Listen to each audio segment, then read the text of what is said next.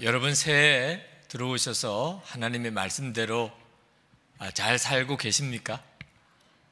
정말 하나님의 뜻대로 하나님의 말씀대로 살아야 한다는 마음을 굳게 하고 사셔야 합니다. 여러분 마음속에 혹시 아직도 그 점에 대해서 분명치 않으신 분이 있으시다면, 그렇다면 여러분 마음의 중심을 다시 한번 분명하게 하시기 바랍니다. 하나님의 뜻대로 내가 반드시 가야 한다. 그 낭떠러지 외길을 걸어가는 것 같은 마음으로, 정말 지뢰밭을 가는데 그 인도자의 그 디딘 그 자리만 디디고 가야 되는 그런 심정으로 하나님의 뜻대로만 내가 살아야 한다. 그만큼 우리가 사는 삶이 위기고 심각한 형편에 있다는 사실을 여러분이 꼭 명심하셔야 합니다. 여러분 중에 그 점에 대해서는 목사님 저 분명합니다. 하나님의 뜻대로 살아야 하겠는데, 그런데 문제는 하나님의 뜻이 무엇인지 잘 모르겠습니다. 좀 혼란스럽습니다. 그러신 분들도 아마 계실 것입니다. 여러분 절대로 그 점에 대해서 믿음이 흐트러지지 않으셔야 합니다. 여러분 하나님께서 우리에게 하나님의 뜻을 분명하게 말씀해 주지 않으시는 까닭이 없습니다. 하나님이 우리의 길을 잘 알지 못하도록 애매하게 만드시는 하나님 절대로 아니십니다. 너무 바쁘시기 때문에 우리 모두에게 하나하나 다 간섭하시고 인도하시지 못하시는 것도 절대 아닙니다. 이미 성령 하나님께서 우리 모두에게 오셨기 때문에 하나님은 여기 계신 여러분 한 사람 한 사람을 향한 완전한 계획을 가지고 계시고, 또 2010년 이후로 여러분을 그렇게 인도하고 계십니다. 자, 그렇다면 왜 내가 하나님의 뜻을 때때로 잘 분별하기 어렵고 내 앞길이 자꾸 혼란스러운가? 그 이유가 뭔가? 하나님의 뜻을 분별하는데 우리 마음에 오해가 있기 때문입니다. 선입관이 있는 거죠. 그래서 하나님의 뜻을 주님이 분명하게 보여주셔도 우리가 그것을 혼란스럽게 여기는 것입니다. 우리가 하나님의 뜻을 분별하는 것 중에 가지고 있는 오해 중에 하나가, 하나님의 뜻대로 하면 편안할 거야, 하나님이 인도하는 길로 가면 거의 어려움이 없을 거야, 그런 오해가 우리 가운데 있습니다. 목사인 저도 그랬으니까 아마 여러분들 중에 그런 오해를 가지고 있는 분들이 꽤 많으실 겁니다. 저는 목사가 되고 그저 누가 가르쳐 준 것도 아니지만 그저 마음에 하나님이 축복하시는 목회는 편안한 목회일 거다. 그래서 조금만 힘들고 어려운 일이 생기면 하나님이 왜 내게는 역사를 안 해주실까, 그렇게만 생각을 했습니다. 이렇게 보면 편안한 목회를 하시는 목사님들이 보이세요? 그럼 부럽기만 했습니다. 하나님은 왜 저분들에게는 특별히 저렇게 역사하시고 나는 이렇게 힘들게만 내버려 두시나, 그런 생각을 했습니다. 하나님의 뜻대로 가면 고생도 안 하고 그냥 편안할 것이다, 그런 생각을 나도 모르게 가지고 있었기 때문이죠. 아마 여러분들도 고생을 많이 하고 또 힘든 어려운 일을 겪다 보면 이제는 하나님 뜻대로 할게요, 하나님 시키는 대로 할게요, 뭐 장사를 하든 사업을 하든 직장을 취직을 하든 또는 뭐 누구랑 만나 결혼 문제를 처리를 하든, 여러분 마음에 이제는 진짜 하나님 뜻대로 할게요 라고 기도는 하는데 그 마음의 동기가 고생하고 싶지 않다, 어려운 길은 이제 지긋지긋하다, 나도 한번 좀 편안하게 살아보고 싶다, 이런 마음의 동기가 만약에 걸려 있다면, 그러면 하나님의 뜻대로 살고 싶은 것은 솔직히 맞지만 하나님의 뜻을 분별하기가 참 어려울 것입니다. 그건 여러분이 가지고 있는 하나님의 뜻에 대한 오해 때문입니다. 자, 오늘 말씀을 우리가 같이 읽는 중에 하나님께서 여러분의 마음에 정말 지혜와 계시의 영을 주셔서 하나님의 뜻을 판단하는 눈이 열리는 역사가 있기를 축복합니다. 사도 바울이 3차 전도 여행을 마무리하면서 아주 서둘러서 예루살렘으로 돌아가고 있었습니다. 성령께서 그렇게 인도하셨기 때문입니다.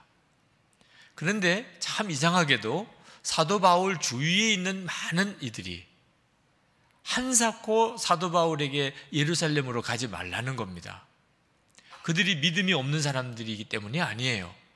기도 많이 하는 사람들이었습니다. 그들이 사도 바울에게 예루살렘으로 가지 말라고 자꾸 막는 이유는 그들에게 성령에 감동하는 역사가 있었기 때문이라고 성경은 말합니다. 4절 말씀에 보면 제자들을 찾아 거기서 이레를 머물더니 그 제자들이 성령의 감동으로 바울더러 예루살렘에 들어가지 말라 하더라.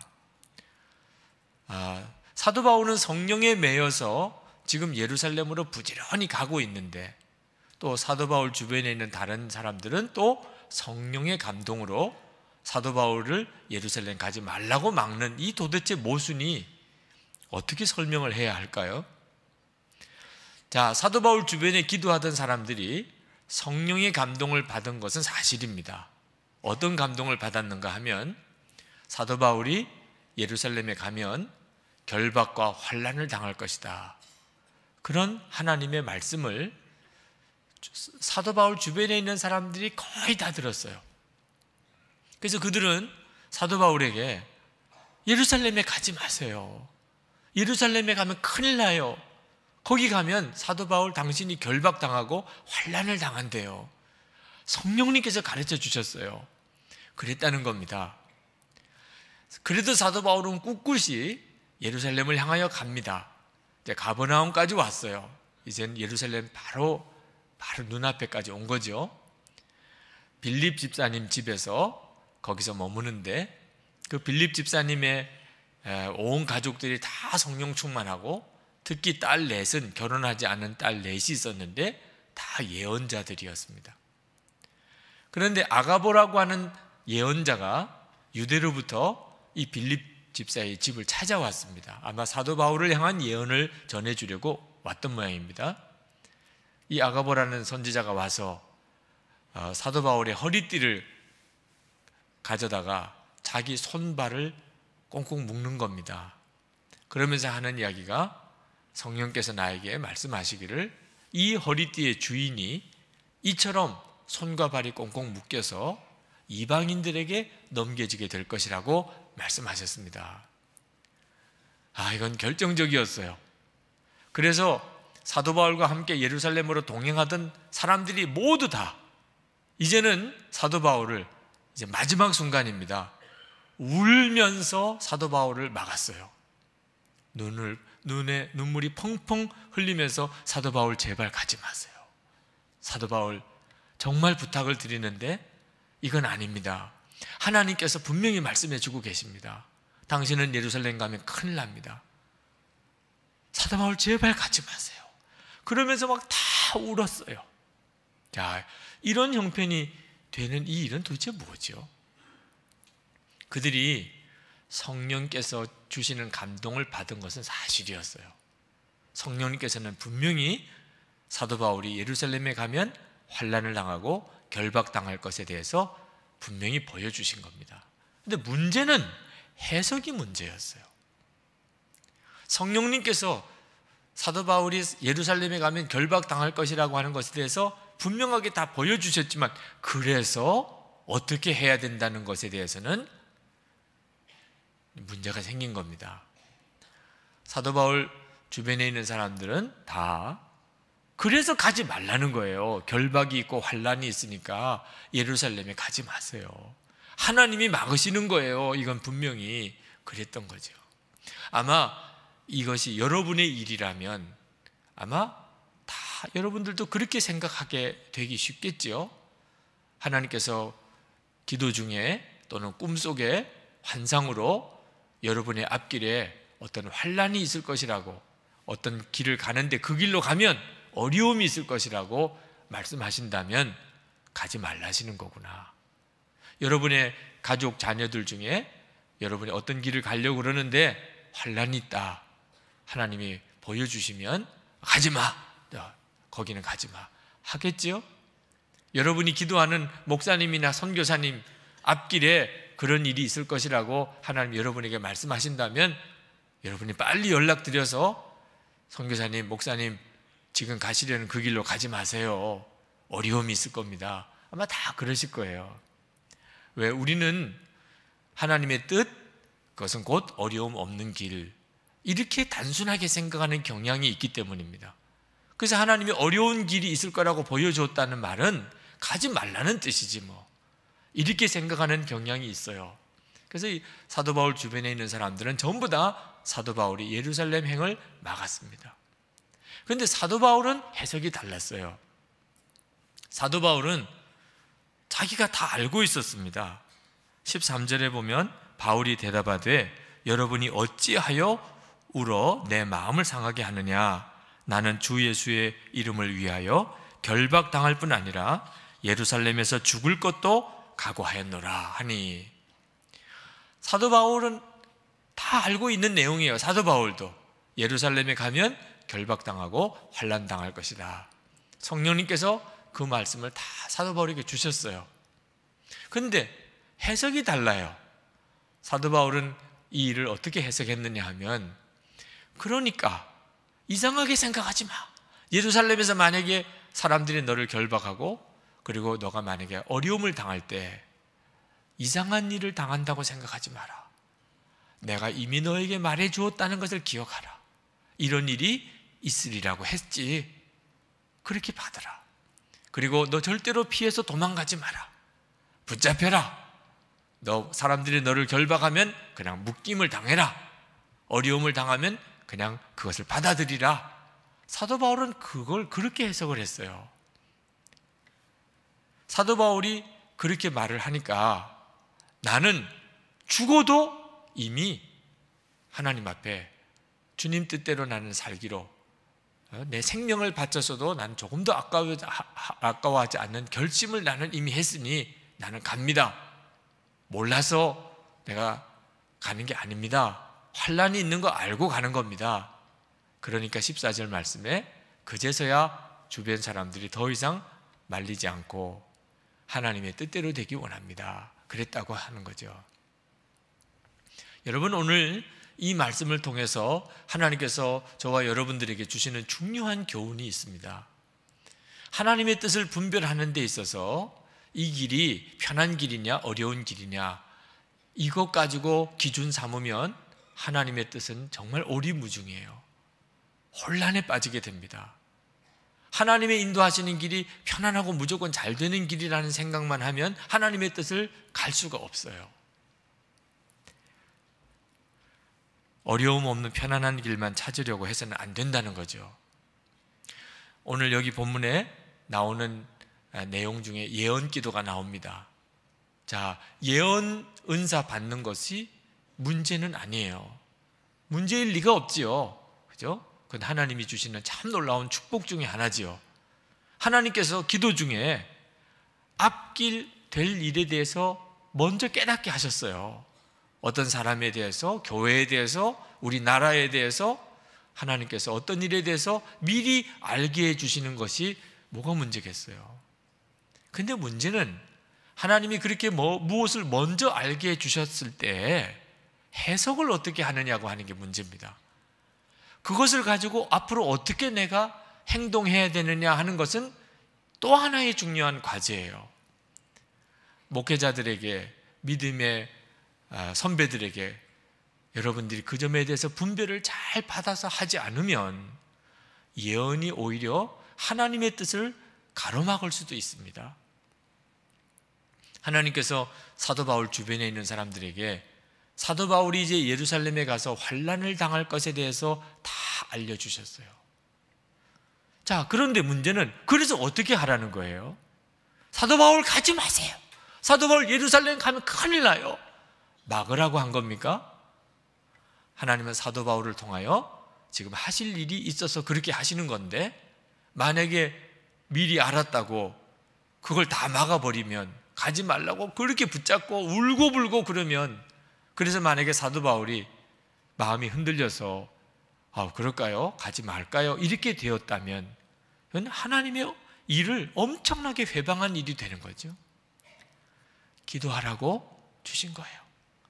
사도 바울이 이제 예루살렘에 가면 결박당하고 환난당하는 일을 당하게 될 터인데 너희들이 기도하라. 사도 바울이 이런 일을 앞에서 흔들리지 않도록 사도 바울이 담대하게 하나님이 계획하신 그 길을 갈 수 있도록 기도하라. 그렇게 해서 깨닫게 하신 거거든요. 교회도 예언 기도가 문제가 될 때가 있습니다. 예언 자체가 문제가 되는 건 아닌데 예언 기도하는 일이 문제가 돼요. 예언 기도하는 사람도 예언 기도를 받는 사람도 문제가 되는 경우는 어째서 그럴까요? 하나님께서 되어질 일을 먼저 가르쳐 주신 사람, 수로 예언의 은사를 받은 거죠. 그런데 이 사람이 하나님이 이것을 내가 쉽게 말하라고 준 건지 아닌지를 분별하지 않고 너무 쉽게 말을 하는 겁니다. 본인도 신기할 수도 있고 또 충격받을 수도 있죠. 야, 이걸 빨리 말해줘야 되겠구나. 당신 조심하세요. 하나님이 이걸 내게 보여주셨습니다.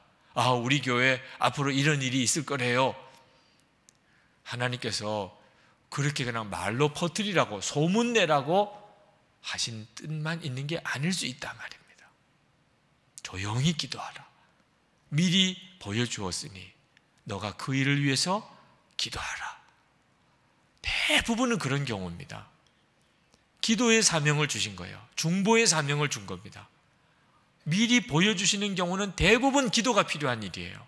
그래서 기도시키려고 주신 거예요. 그런데 그 본 것에 대해서 너무 쉽게 말을 해버린 바람에 그로 인해서 혼란이 일어나고 시험이 일어나고 무리가 생기는 일은 하나님이 원하시는 일이 아닙니다. 이 예언의 은사를 받은 사람이 빠지는 유혹이 있어요. 그게 뭐냐면 사람을 자기에게로 묶으려고 하는 겁니다. 내가 예언의 은사를 받았어. 내가 기도하면 당신 일이 보여. 이렇게 되면서 사람들이 자기만 바라보는 것이 너무 좋은 거예요. 사람들이 자기에게서 떨어지면 이건 정말 너무 허전한 겁니다. 그래서 그때부터 사람을 마음에 묶으려고 점점점 이상하게 가기 시작하는 거예요. 하나님은 우리의 미래를 점치는 것 같은 행위를 기뻐하지 않습니다. 미래의 일을 점치는 일은 마귀의 전공이에요. 그래서 점쟁이라는 말이 있잖아요. 하나님은 우리가 그런 형태로 우리의 미래를 알기를 원하는 행동을 기뻐하지 않습니다. 그런데 예언의 은사 받은 사람이 그런 식으로 은사를 사용하려고 하기 시작하면 그것은 이제 미혹을 벌써 받은 거죠. 사람들이 다 내게로 모이기를 원해요. 이건 무서운 미혹입니다. 그렇게 되는 일을 정말 조심해야 돼요. 또 예언 기도 받는 일을 정말 조심해야 합니다. 너무 힘드니까, 너무 어려움이 많으니까, 너무 두려우니까 앞날이 혹시라도 예언 은사 받은 사람에게 기도 받으면 내 앞일에 대해서 좀 알 수 있을까? 그 심정은 충분히 이해합니다.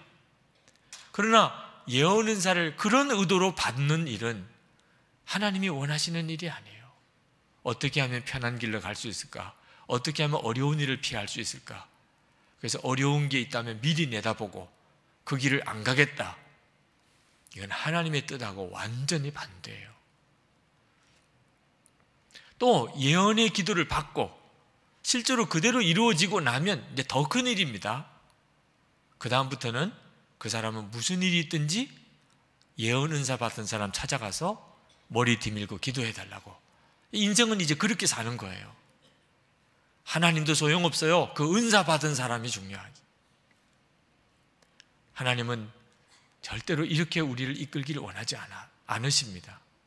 하나님은 하나님 대신에 우리가 어떤 사람을 더 의존하는 일을 기뻐하지 않습니다.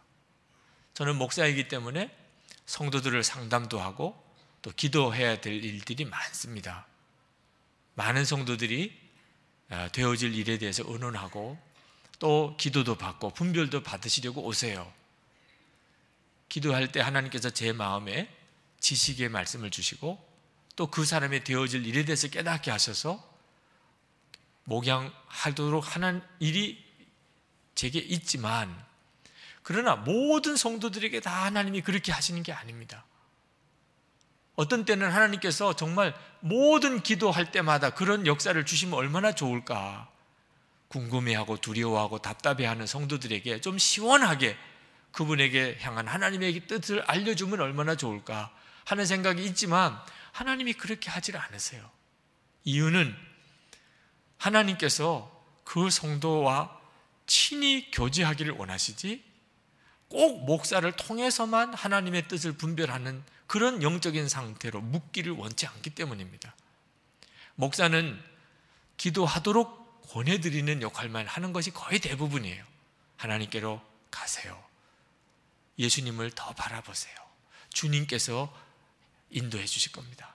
주님이 역사해 주실 거예요. 그 점을 도와드리는 일이 목사의 거의 대부분이 할 일입니다. 목사도 기도해도 아무것도 보이지도 않을 때가 많아요. 이유는요, 목사가 알아서도 곤란할 일이 많기 때문입니다. 성도들에게 만약에 제가 기도를 해드리는데, 성도님 이런 죄가 있으시군요. 하나님이 당신의 이런 죄 때문에 대단히 분노하십니다. 회개하셔야 되겠어요. 그러면 그분이야 얼마나 놀라겠어요. 목사가 전혀 알 수가 없는 일을 정말 진짜 쪽집게같이 집어내면서 말해주니 이게 하나님이 역사구나 인정 안 할 수도 없겠지요. 그렇지만 그 다음이 문제가 되는 거예요. 야, 목사님이 내 비밀을 다 알았네. 목사와의 관계가 영 껄끄럽게 되는 겁니다. 자존심 상하기도 하고 너무 창피하기도 하고. 하나님께서 우리들의 비밀을 다른 사람에게 알리기를 원하지 않습니다. 사람으로부터 전해 들은 내용은 자존심 상해서 속상할 때가 많아요. 옳은 이야기라도. 하나님이 직접 말씀하시는 건 자존심 상하는 일이 없어요. 최근에 어떤 분에게 이거 꼭 말씀을 드려야 되겠는데 그분이 꼭 고쳐야 할 부분이 있었어요. 그러나 기도하면 하나님이 막으시는 것을 느낍니다. 왜냐하면 그런 이야기 듣는 일을 누구도 기뻐하지는 않을 거기 때문에. 자존심 상해 하실 것 같으다. 괜히 마음이 속상해 하실 것 같으다. 이런 생각이 들어서 기도만 하면, 막으시고 기도만 하면 또 답을 안 주셔서 그냥 기도만 하고 뒤로 왔는데 메일이 왔습니다. 쭉 다른 내용을 쓰시다가 그리고 최근에 은혜 받은 내용을 쓰시는데 하나님께서 그 점에 대해서 깨닫게 하셔서 하나님께 회개했노라고. 할렐루야. 주님이 하셨어요. 저하고 아무 상관없어요. 이제 주님이 친히 말씀하시고 본인이 그걸 깨닫고 회개하고 그리고 이제 고치시겠다고 그렇게 고백하시고 나니까 기가 막히게 다 잘 된 거죠. 하나님이 말씀하시는 것에 대해서는 자존심 상할 일이 하나도 없어요. 주의 성령께서 다 그렇게 하기를 원하시는 거예요. 여러분, 사도 바울이 주변에서 그렇게 예루살렘에 가면 환난을 당한다, 어려움을 당한다고 말해주는데도 마음이 흔들리지 않았던 이유는 사도 바울 자신이 이미 성령께서 그 일에 대해서 말씀해 주셨었기 때문입니다. 이미 지나갔지만 사도행전 20장 23절 말씀해 보면 오직 성령이 각 성에서 내게 증언하여 결박과 환난이 나를 기다린다 하시나. 이미 사도 바울이 하나님께서 예루살렘에 가면 환난 당할 거라고 벌써 자기에게 말씀해 주셨어요. 그리고 다른 교우들을 통해서 분별을 받은 겁니다. 그렇겠구나. 내게도 말씀하시더니 저분에게도 그렇게 말씀하셨으니 예루살렘에 가면 이제 어려운 일을 당하는 일이 있겠구나. 그걸 알면서도 부지런히 예루살렘으로 지금 가고 있는 거죠. 사도 바울에게 있어서 예루살렘에 가서 환난을 당할 것이라고 하는 것에 대해서 이미 본인이 주님으로부터 들었기 때문에 주변에서 안 됩니다, 못 갑니다, 가지 마세요 할 때 흔들리지 않았어요. 사도 바울은 준비하고 갔어요. 기도하고 갔어요. 하나님, 이제 어려운 일을 제가 만날 모양이군요. 주님, 알겠습니다. 그 길이라면 제가 가죠. 피하지 않겠습니다. 사실 베레아나 에베소에서는 사도 바울이 붙잡힐 만한 위기가 왔을 때 다행히 사도 바울이 위기를 다 피했습니다. 성령님이 하신 일이에요. 왜? 그때는 아직 사도 바울이 붙잡힐 때가 아니니까. 그런데 사도 바울이 그것만 생각하고 예루살렘에도 막 환란이 있고 어려운 일이 있는 걸 알고 피해야지 하고 예루살렘에서 피해서 나왔다면 이건 하나님의 계획하신 일이 이루어지지 않을 것이기 때문에 하나님께서 미리 사도 바울에게 너 피하지 마. 사람이 붙잡으면 너 붙들려. 너 어려움을 당하면 그게 내 뜻이니까 너 잠잠히 가거라. 하나님이 그렇게 하셨어요. 그럴 수도 있을까요? 그렇습니다. 하나님의 계획은 사도 바울을 로마로 보내시는 것이었어요. 사도 바울은 이미 그 점에 대해서 하나님의 뜻을 알고 있었습니다. 자기가 로마도 가야 될 거다. 그런데 어떤 방법으로 로마로 가는 거지요? 요셉도 종으로 팔려가면서 애굽의 총리가 됐잖아요. 사도 바울을 향한 하나님의 기가 막힌 계획이 있었던 겁니다. 자, 로마로 그냥 장사꾼으로 여행자로 들어가서는 로마 복음화는 이건 너무 어려운 것이에요. 하나님은 사도 바울을 정치범으로 로마로 들어가게 합니다. 황제에게 재판을 받을 정치범이 되어서 로마로 가요. 황제를 만나는 거예요. 로마 황제를, 가이사를. 그리고 시위대들에 갇힙니다. 이 시위대들은 정치범 감옥이에요. 보통 범인들은, 죄인들은 들어가지도 않는 곳입니다. 시위대라고 하는 것은 로마 황제의 근위부대예요. 로마 군인들 중에 최정예 군인들만 모이는 로마 황제 근위부대, 그 감옥에 이제 사도 바울이 들어가는 거예요. 그러니까 사도 바울은 로마에 가서 만나는 사람들이 로마의 최고 실력자들입니다. 기가 막힌 하나님의 섭리죠. 하나님께서 이제 너를 그렇게 로마로 들어가게 할 것이라.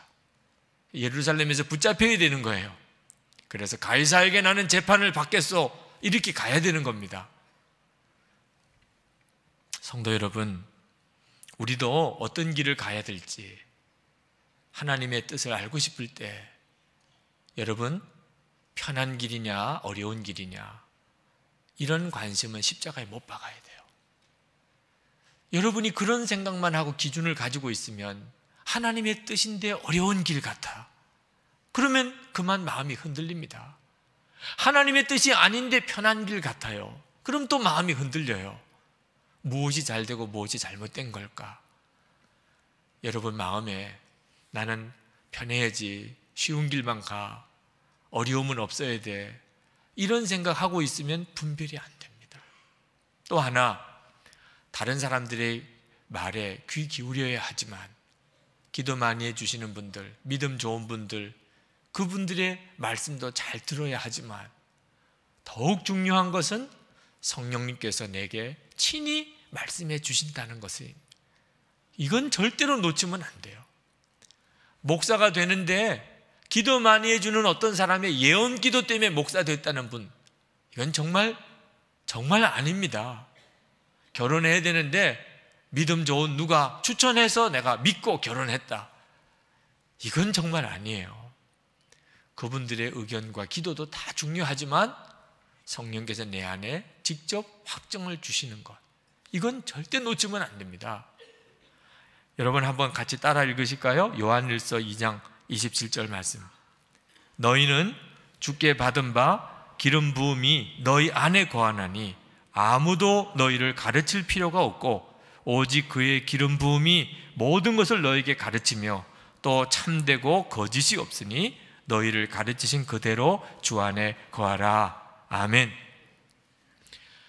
성령님 여러분 모두에게 계십니다.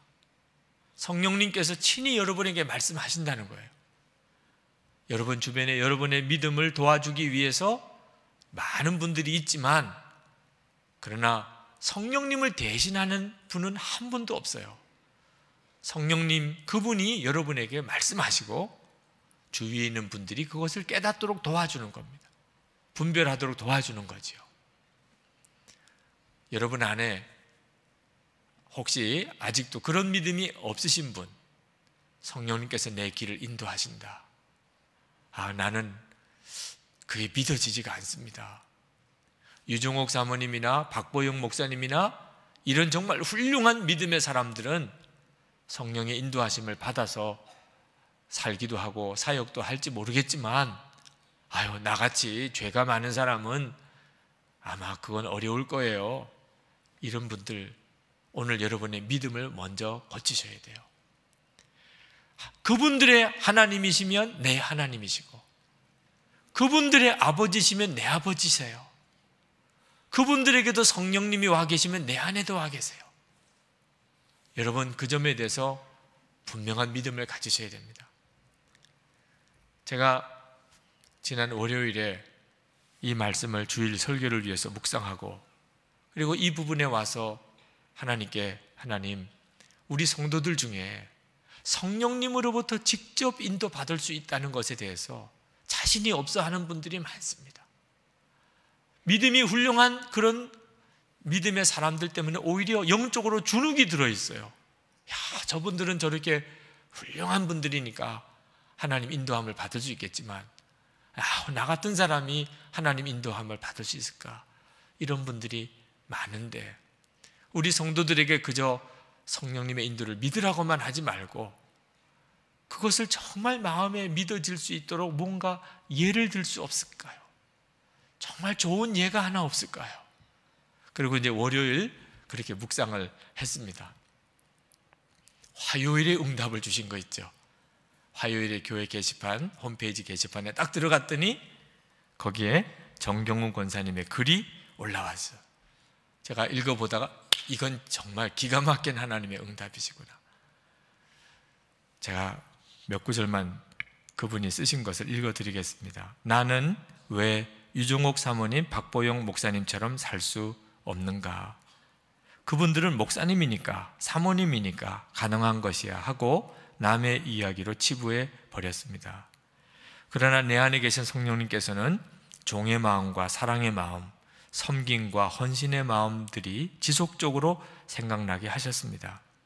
그러면서 나는 왜 그렇게 못하나 안쓰러워 하시는 주님의 마음을 느끼게 하셨습니다. 그러다가 문득 깨닫게 하신 것은 강사님들과 저의 근본적인 차이점은 제가 주님 주시는 마음에 즉각적으로 반응하지 못하는 것임을 알게 하셨습니다. 저는 내가 가진 것은 움켜잡고 있으면서 주님 저에게 더 주십시오. 그러면 제가 주신 것에 얼마를 헌금하겠습니다.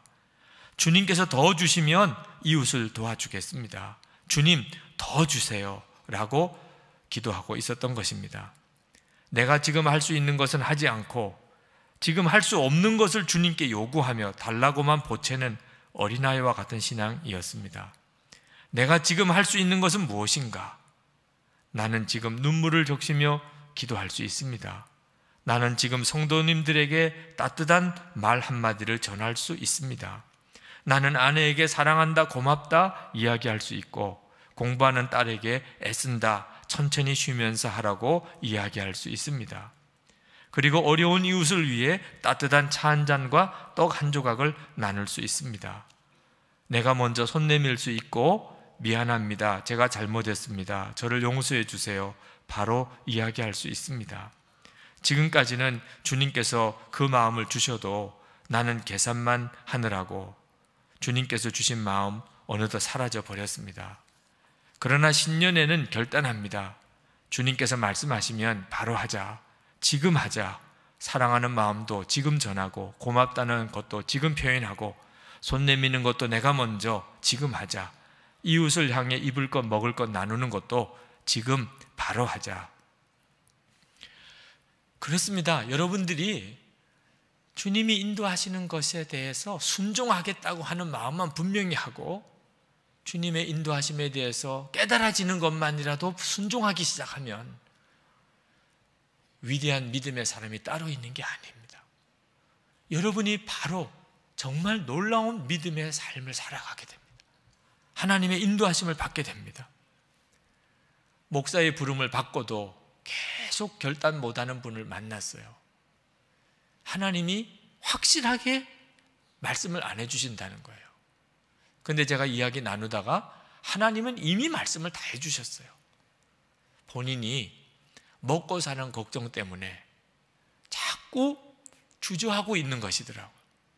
하나님이 만약에 너 신학교 가면 등록금 내가 누구누구 통해서 주고, 너 이제 전도사 되면 너 생활비는 어떻게 얼마 내가 책임져 주고, 너 목사 되면 너 어느 정도 교회에 얼마 정도 교인들이 모이는 교회에 내가 너가 목회하게 해주겠어. 그러면 오 할렐루야 하나님 가겠습니다. 이럴 판이에요. 근데 지금 자기가 가는 길에 앞길이 안 보인다. 먹고 사는 걱정이 앞서니까 주님의 부르심을 받고도 자기는 계속 하나님이 응답을 안 해주신다는 거예요. 예수님께서 자신이 십자가 지실 것에 대해서 처음 말씀하셨을 때 베드로가 주여 그리 마옵소서, 이 일이 주께 미치지 아니하리이다 하고 가로막았을 때 예수님께서 사단아 내 뒤로 물러가라 라고 책망하셨습니다. 힘든 일, 어려운 길은 주님의 뜻이 아닐 거야. 베드로는 자기도 모르게 그렇게 생각하고 있었던 거예요. 그러니까 마귀 노릇하고 있었던 거죠. 예수님께서 마태복음 16장 24절에 이에 제자들에게 이르시되 누구든지 나를 따라오려거든 자기를 부인하고 자기 십자가를 지고 나를 따를 것이니라. 내 십자가 지고 나를 부인하고 나 죽었습니다, 예수님 내 생명이십니다 이러고 나면 그러면 환히 보여요. 갈 길이 너무 환히 보여요. 27절에 보면 마태복음 16장 27절에 인자가 아버지의 영광으로 그 천사들과 함께 오리니 그때에 각 사람이 행한 대로 갚으리라. 이 말씀을 깨닫고 보면 어려운 길이 더 내 마음에 거룩한 욕심이 생겨요. 주여 더 어려운 길 없습니까? 이렇게 기도가 나온다니까요. 하나님 앞에 설 때가 환히 보이니까. 유종옥 사모님 이번에 오셔서 그 말씀도 하셨고 그분이 쓰신 책에도 제일 첫 번째 나오는 이야기입니다만 성남 수정구에 살던 분이래 또 하필이면 결핵의 중증 결핵 환자였던 분이 애 둘 데리고 종로 5가에 있는 그 사모님 남편 되시는 목사님 심호하는 교회에 나오다가 그리고는 그 남자분은 죽었습니다. 소식 듣고 달려와 보니까 기가 막혀요. 연고자들은 아무도 오지도 않아요. 장례를 다 치러놓고 두 아이가 이제 어떻게 해야 되나 말입니다. 이 두 아이를 어떻게 해야 되나 하고 고민할 때 그때 유정옥 사모님에게 생각이 들었습니다. 그 아버지가 왜 우리 교회까지 먼 곳으로 와서 예배 드렸을까? 무엇을 하나님께 기도했을까? 아마도 저 아이들을 맡길 가정을 찾았으리라. 그 아이들을 잘 길러줄 새로운 부모를 찾았으리라. 그러면서 그분이 썼어요. 그 후보 중에 내가 뽑힌 게 아닐까? 나는 가슴이 뛰기 시작했다. 우리 부부를 하나님이 그렇게 착하게 여기셨다니, 우리 부부를 그렇게 하나님이 믿으셨다니. 어떻게 똑같은 일을 만나도 생각이 이렇게 다르나 말이에요. 네. 그 두 아이를 입양하면 얼마나 부담되고 힘든 거 몰라서 그랬을까요? 더 잘 알았으니까 그랬죠. 더 잘 알았으니까. 그러니까 하나님이 우리를 택하셨구나. 그래서 그 두 아이를 입양한 이야기가 너무나 감동적으로 나오잖아요. 어려운 일 있을 수 있다. 주님 인도하시는 길에 어려운 일 있을 수 있다. 이거 하나만 내가 분명히 깨닫고 보아도 하나님의 축복의 길이 확 보인단 말이에요. 주님이 역사하는 그 길이 열린단 말이에요. 성도 여러분, 2010년 이제부터 여러분의 살아가는 길에 여러분 이제 정확하게 주님의 인도 받으셔야 돼요. 이제는 정말 정신 차려야 합니다. 방황은 여기서 끝나야 돼요. 인생 혼란도 여기서 끝나야 돼요. 하나님은 더 오래 가기를 원치 않습니다. 기도합시다. 하나님, 저의 길을 인도해 주세요. 주님, 제 눈을 열어주세요. 하나님 인도하시는 것을 제가 내 판단으로 내가 예단하지 않고 주님 계신 곳에 나도 있고 주님 가시는 길 나도 가기 원합니다. 다 같이 통성으로 기도하겠습니다.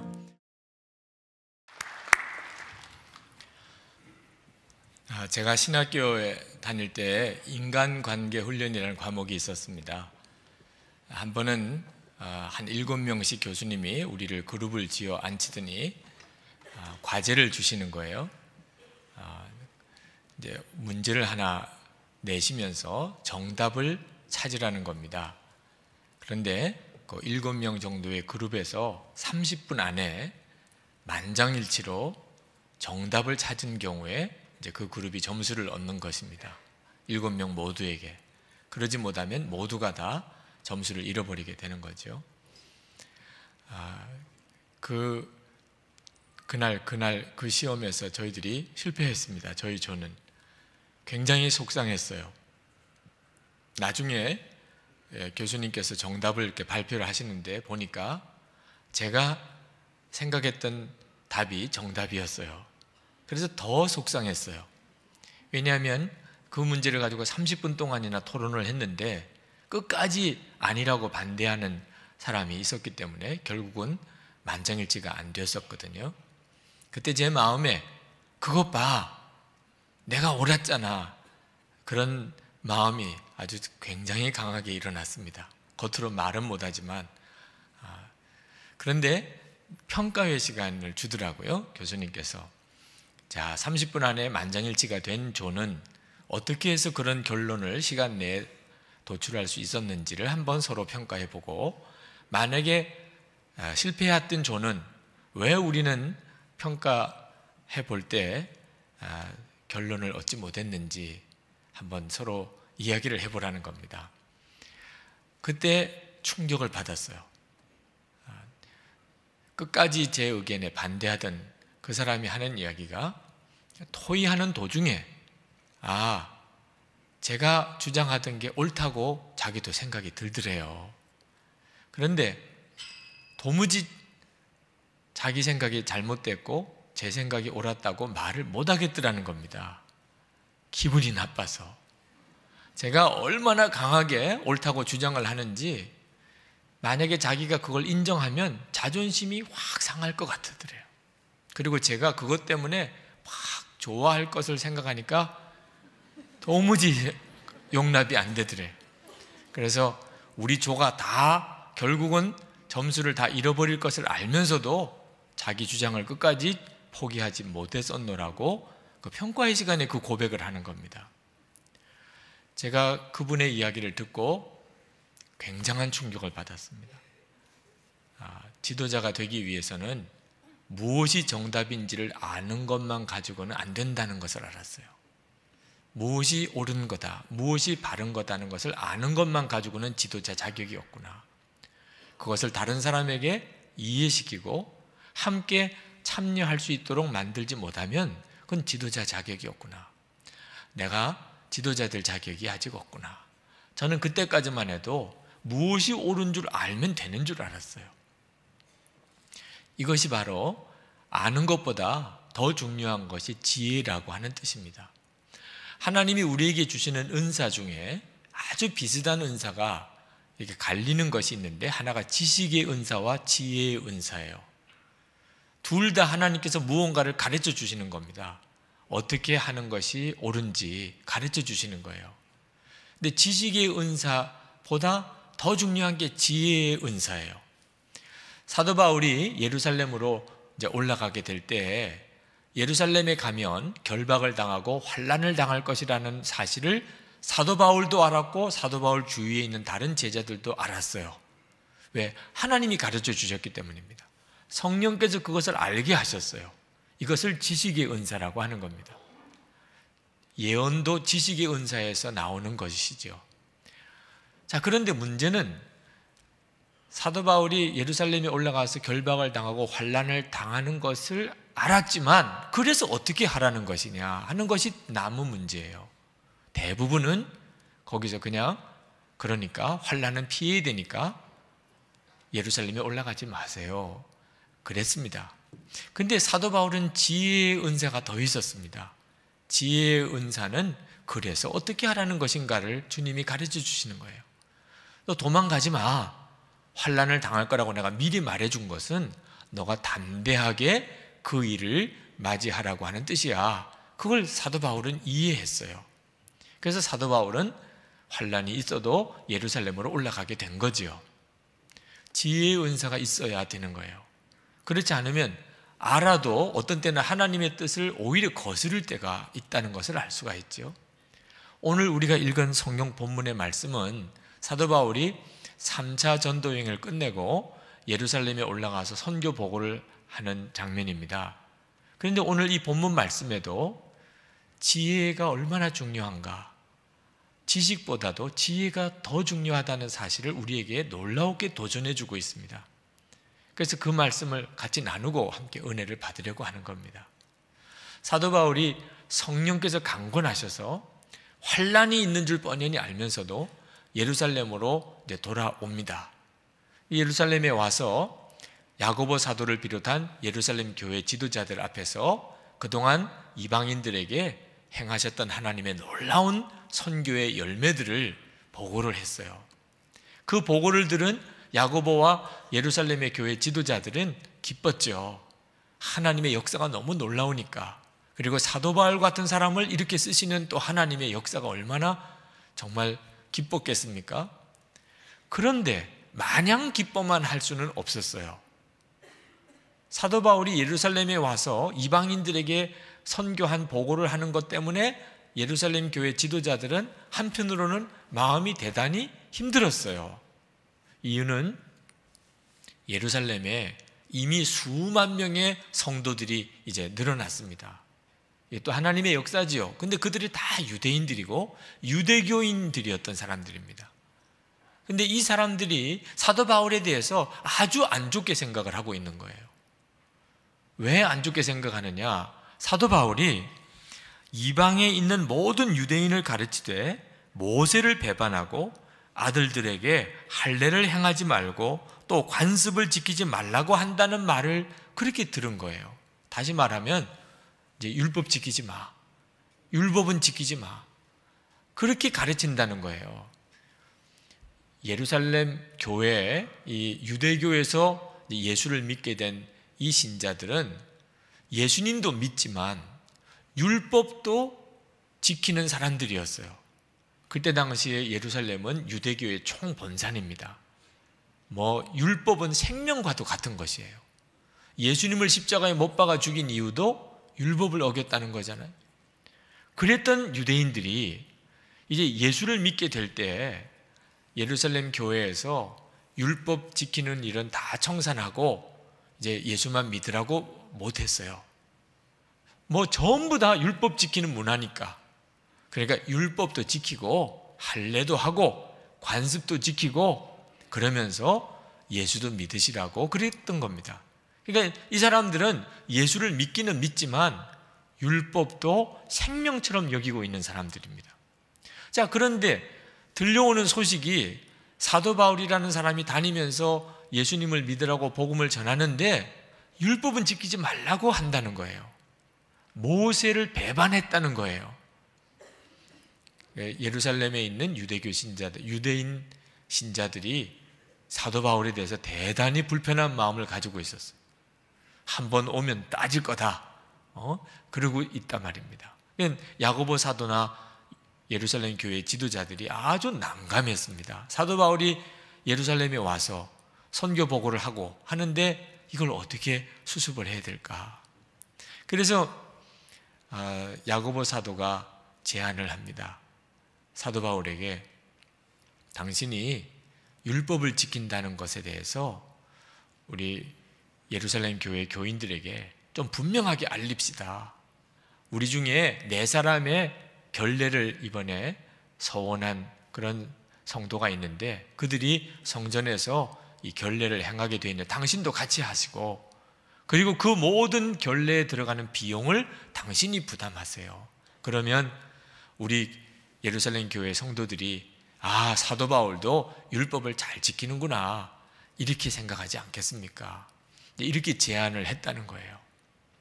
사실은 사도 바울이 율법 지키는 문제에 대해서 예루살렘 교인들로부터 이런 이야기를 듣는 것은 좀 억울한 감이 있습니다. 왜냐하면 사도 바울은 율법은 지키지 않아도 된다고 말씀한 것은 구원의 문제에 대해서 그렇다는 거예요. 우리가 구원받는 일에 있어서는 율법을 지키느냐 안 지키느냐, 할례를 받았느냐 아니냐 이건 이제 상관이 없다. 우리들에게는 이미 상식이죠. 근데 이때 당시만 해도 그것은 굉장한 쟁점이었어요. 사도 바울은 오직 예수 그리스도 십자가의 복음을 믿기만 하면 누구나 다 유대인이나 헬라인이나 다 구원을 받습니다. 그 복음을 전한 거예요. 정확한 복음을 전했죠. 율법이 나쁘다든지 율법을 지키지 말라든지 말을 한 것은 아니란 말입니다. 사도 바울도 갱그리아에서, 예루살렘에 오는 과정에 갱그리아에서 하나님 앞에 서원한 것이 있어서 삭발을 하고 유대 규례를 따라서 율법을 지켰고, 디모데라고 하는 제자도 할례를 받게 했던 일이 있어요. 사도 바울도 율법을 안 지킨 사람이 아닙니다. 그러나 율법이 구원의 조건이라고는 말하지 않게 된 거죠. 자, 그러나 율법을 생명처럼 여기고 있었던 예루살렘의 이 유대인 교인들은 사도 바울에 대해서 자꾸 마음에 그런 의심을 가지고 있는 겁니다. 예루살렘 교회에 이런 제안을 받았을 때 사도 바울이 기분이 어땠을까요? 오늘 우리가 이 말씀을 통해서 교훈받을 굉장히 중요한 문제가 여기에 있습니다. 사실 사도 바울의 입장에서 보면 이거 시험들 일이에요. 크게 시험들 일이에요. 자, 누가 잘못한 거예요? 사도 바울은 율법은 이제는 구원의 조건이 아니다. 특히 이방인들에게는 이제 율법 지키라고 할 것도 없다. 유대인들이야 늘 율법을 지키며 살아왔으니까 지켜도 안 지켜도 상관이 없겠지만 이방인들에게는 율법 강요하지 말자. 옳지요. 그런데 예루살렘 교회는 이방인 선교보다 율법 지키는 걸 더 중요하게 생각하니 이건 본질을 왜곡시키는 거죠. 예루살렘 교회가 잘못하고 있는 거죠. 온전한 복음을 전한 게 아니지요. 사도 바울로서는 할 말이 많아요. 누가 잘못한 겁니까 도대체? 그리고 그렇게 열심히 이방인들에게 복음을 전하고 환난과 핍박을 당하면서 하나님께서 이방인들에게 구원의 문을 놀랍게 열어주시는 이런 전도 여행을 죽을 고비를 몇 번씩 넘기면서 증거하다가 돌아왔는데, 돌아와서 갑자기 죄인 취급을 받는 거예요. 이보다 허탈한 일이 어디 있겠어요? 열심히 복음의 사도로서 복음을 증거하다가 모교회라고 돌아왔는데 죄인 취급을 받는 사도 바울의 심정이 얼마나 마음이 아팠겠습니까? 그리고 사도 바울에게 규례를 지키는 것을 모든 사람들에게 알게 하자. 사도 바울은 그동안의 이방인들에게 율법은 지키지 않아도 된다고 그렇게 가르쳤어요.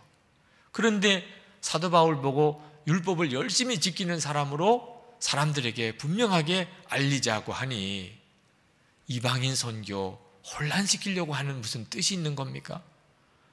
사도 바울의 사역 전체를 다 뒤흔드는 것처럼 느낄 수도 있는 거거든요. 사도 바울이 이런 문제에 부딪혔을 때 사도 바울은 참 놀라우게도 전혀 아무런 주장도 하지도 않고 논쟁도 하지도 않고 따지지도 않고 예루살렘 교회가 지시한 대로 그 제안을 받아들입니다. 그리고 그 다음 날로 4명의 성도들과 함께 성전에 들어가서 자기가 이제 규례를 지키고 그리고 정한 절기가 다 끝났다는 사실을 신고해요. 오늘 하나님께서 우리에게 이 사도 바울을 통해서 보여주려고 하는 것이 뭐냐면 지혜가 무언가를 보여주려고 하는 겁니다. 사도 바울이 아는 지식으로는 이건 싸울 만한 일입니다. 예루살렘 교회에 대해서 한번 해볼 만한 일이에요. 아니 도대체 누가 옳은지 한번 해봅시다. 예루살렘 교회가 옳습니까? 이방인 교회가 옳습니까? 지금은 결론이 났어요. 이방인 교회가 옳지요. 하나님이 복음을 이방인들에게 열어주셨습니다. 예루살렘 교회는 아직까지 그 점에 대해서 온전한 복음으로 서 있지 못했어요. 근데 사도 바울이 그렇게 할 만한데 또 사도 바울은 그만한 사람이에요. 굉장히 논리적이고 자기 주장이 강한 사람입니다. 사도 바울의 서신을 읽어보면 알 수가 있어요. 그런데 사도 바울은 아무 말을 안 합니다.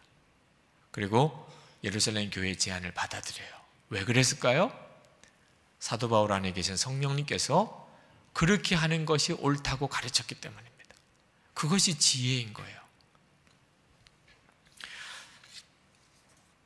사실 사도 바울의 입장에서는 예루살렘 교회의 처지에 대해서 충분히 이해해야 한다고 생각이 들었던 것 같아요. 예루살렘 교회가 왜 이렇게 되었을까? 지금 성전이 있는 예루살렘에 있는 교회입니다. 모든 사람들이 철저하게 율법을 지키는 것을 생명처럼 여기고 있는 그런 사회의 풍조예요. 여기서 예루살렘 교회가 율법은 무시하는 듯한 태도를 가지고 복음을 분명하게 하기 위해서 율법은 안 지켜도 된다는 식으로 가르쳤다가는 유대인들에게 더 이상 전도문이 다 막혀버릴 수 있는 거죠. 사도 바울이 생각할 때 그럴 수 있겠구나. 예루살렘 교회가 시험이 없이 서려면 그러면 더 이상 이 문제 가지고 논쟁해서는 안 되겠구나 라고 생각한 거예요. 또 하나, 예루살렘 교회와 이방인 교회가 분열되어서는 안 된다고 생각을 했어요.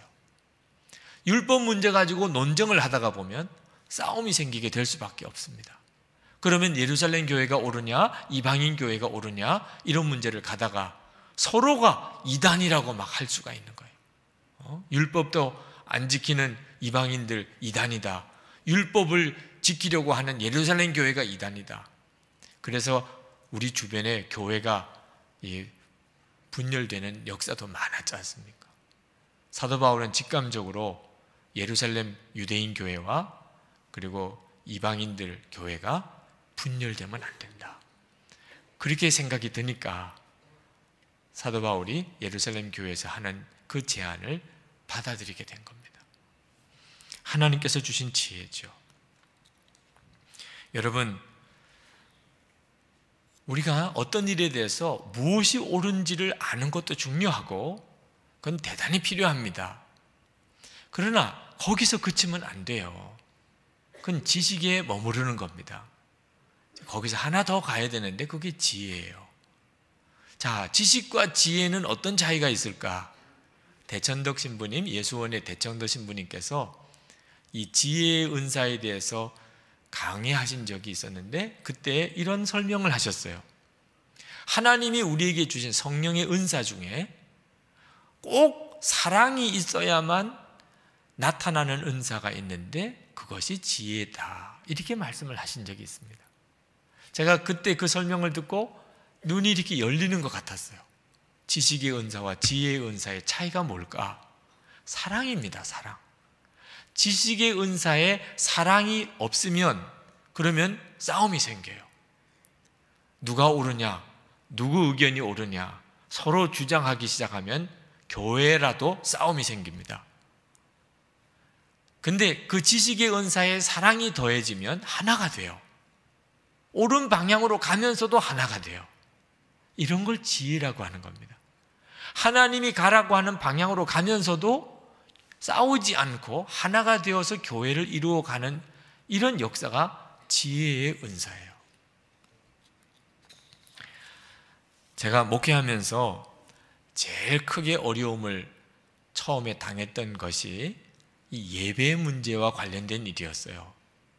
지금 생각해 보면 참 왜 그랬나 싶을 생각이 드는데 예배 드릴 때 이렇게 찬양곡을 부를까 찬송가를 부를까 하는 문제 때문에 시험이 생겼어요. 지금부터 거의 한 15년, 16년 전이기 때문에 그때 당시만 해도 예배 드릴 때 찬송가 대신에 경배와 찬양의 곡을 부르는 것은 굉장히 생소했던 때이기도 했습니다. 그런데 그 문제가 싸움이 생겼어요. 거의 교인들이 육박전을 할 정도까지 싸웠으니까 정말 마귀의 역사였죠. 저는 어릴 때부터 아주 경건하고 조용히 예배드리는 그런 전통에서 자랐습니다. 우리 한국 사람들은 예배 그러면 경건하고 조용히 엄숙히 드리는 것이 좋은 예배라 이런 생각이 있어요. 근데 이 뿌리가 어디서부터 온 건지 아십니까? 유교적인 사고방식의 뿌리에서부터 온 거예요. 우리가 예수를 믿으면서도 우리가 유교의 영향을 받은 게 많습니다. 우리가 자녀들을 신앙생활 잘해야 하도록 가르친다고 하면서 막 매를 들어서 가르치는 경우, 가르치기는 예수 믿으라고 가르치면서 방법은 철저하게 유교식의 방법을 쓰는 거죠. 사랑과 은혜의 방법을 모르는 거기 때문에 그래요.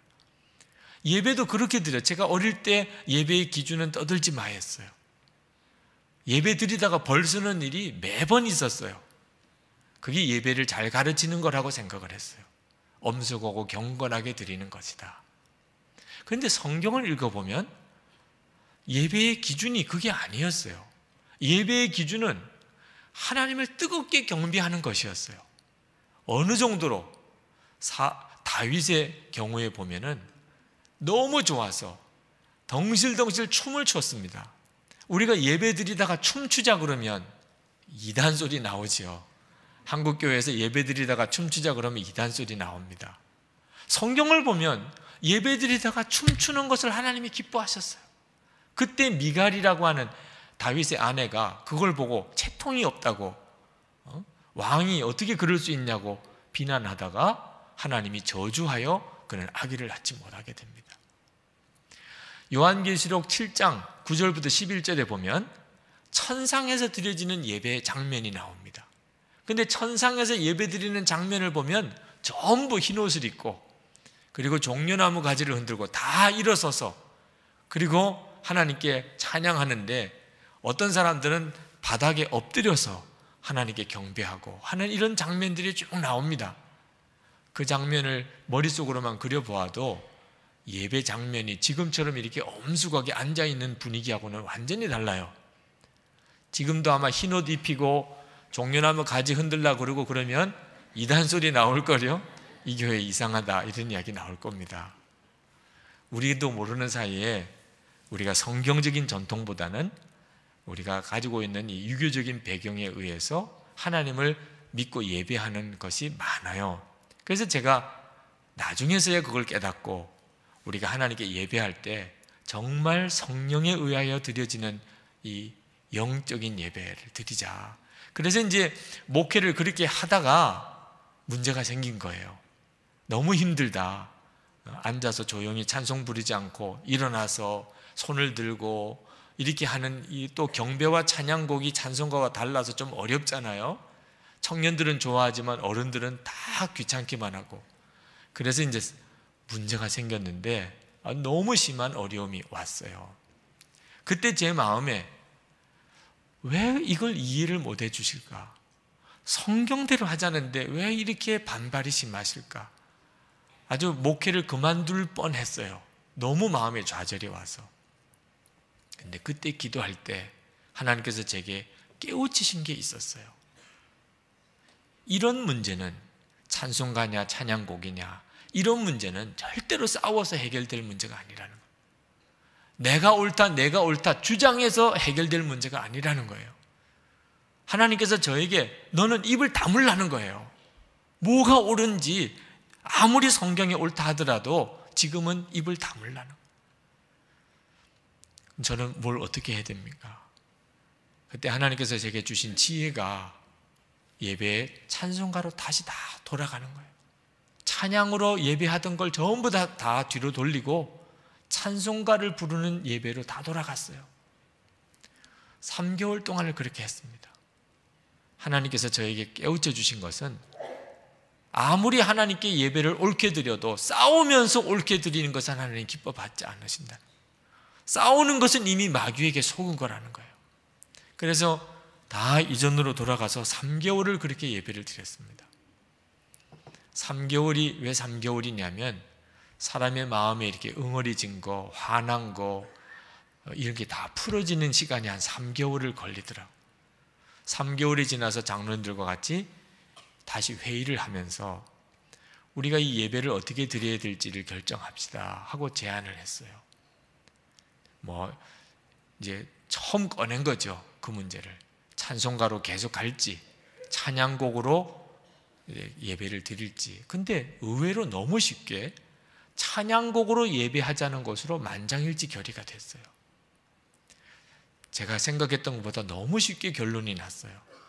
아마 반대하시던 분들도 찬송가만 부르면서 예배드려 보니까 활기가 없다는 느낌을 받았던 것 같아요. 그리고 분위기가 너무 쭉 가라앉는다는 느낌을 받으신 것 같아요.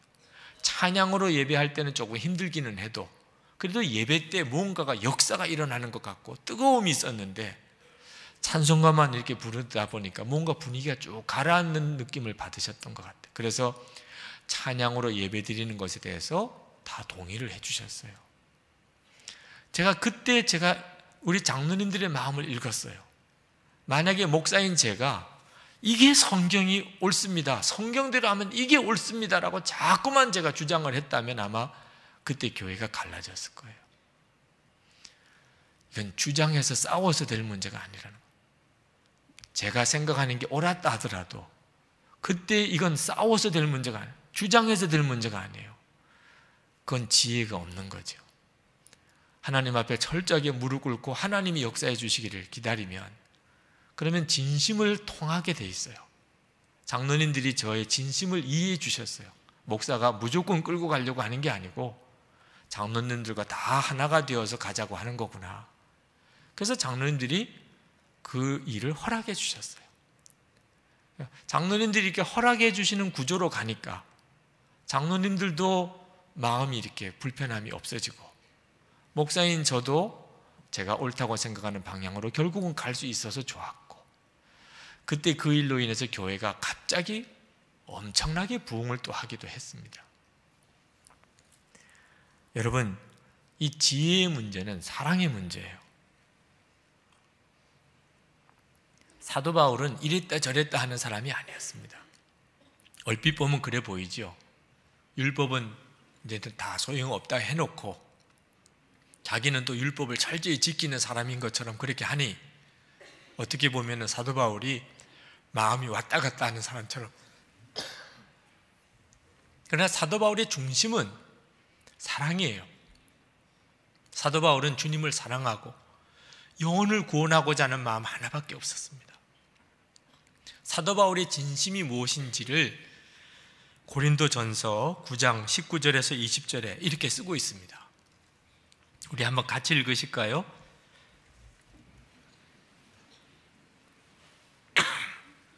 고린도전서 9장 19절에서 20절.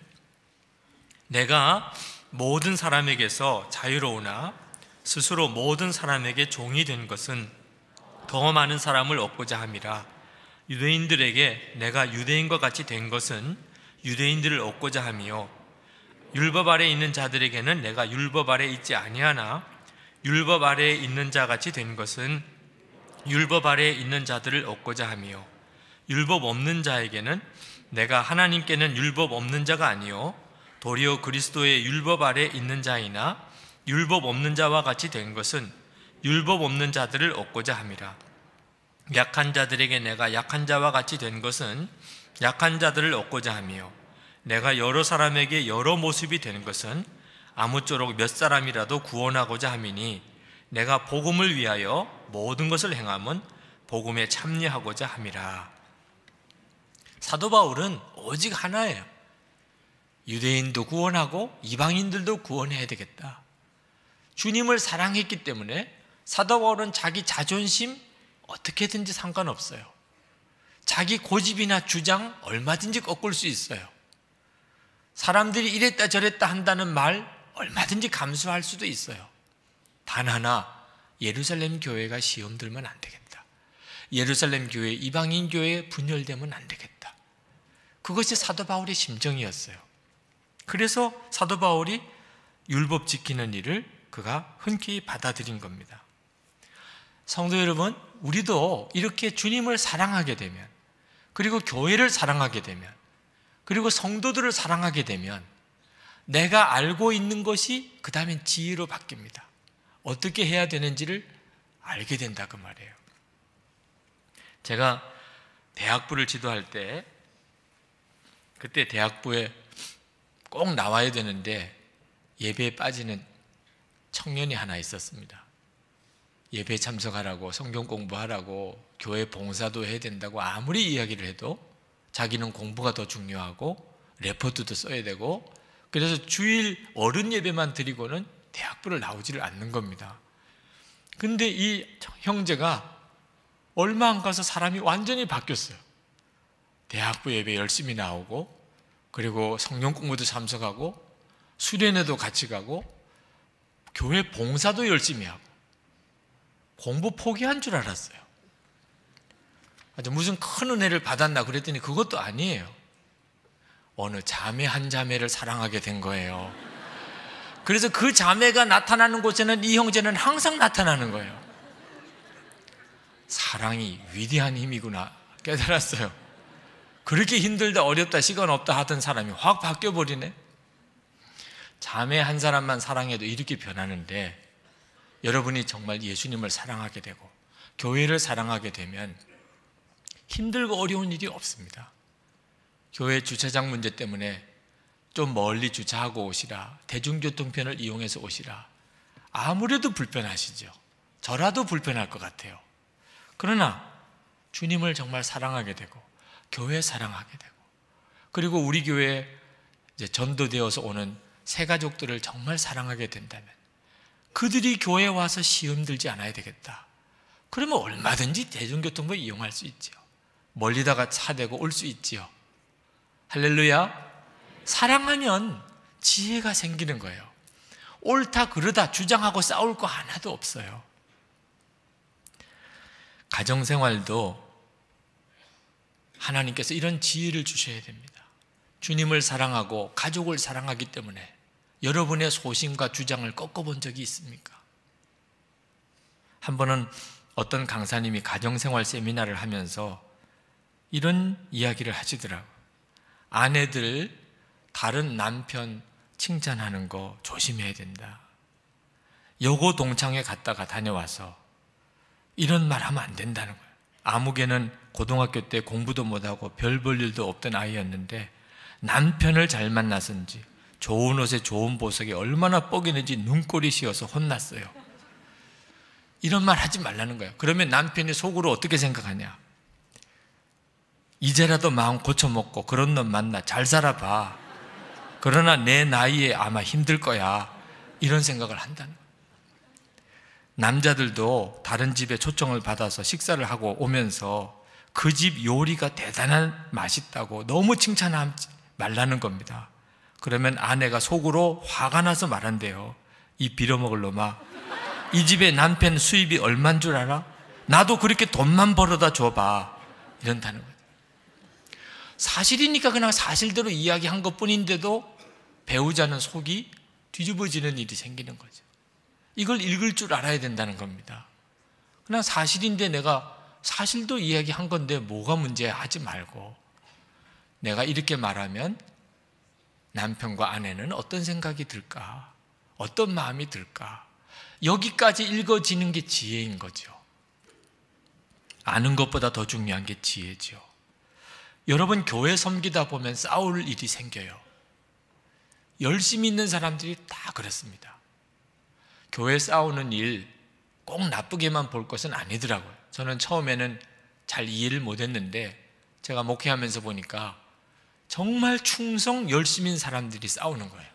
충성 열심이 없는 사람들은 싸우지도 않아요. 그러니까 교회 안에 싸움이 생기면 일단은 표창장을 주고 봐야 돼요. 싸울 정도로 열심히 있었음 이러면서 이제 표창장을 드려야 돼요. 근데 싸우는 일이 다 지식 때문입니다. 어떻게 하는 게 우리 교회를 위해서 유익하냐? 어떻게 하는 게 일을 잘하는 거냐? 어떻게 하는 게 옳은 거냐? 자기 주장이 있고 생각이 있으니까. 그러니까 이게 부딪히는 거거든요.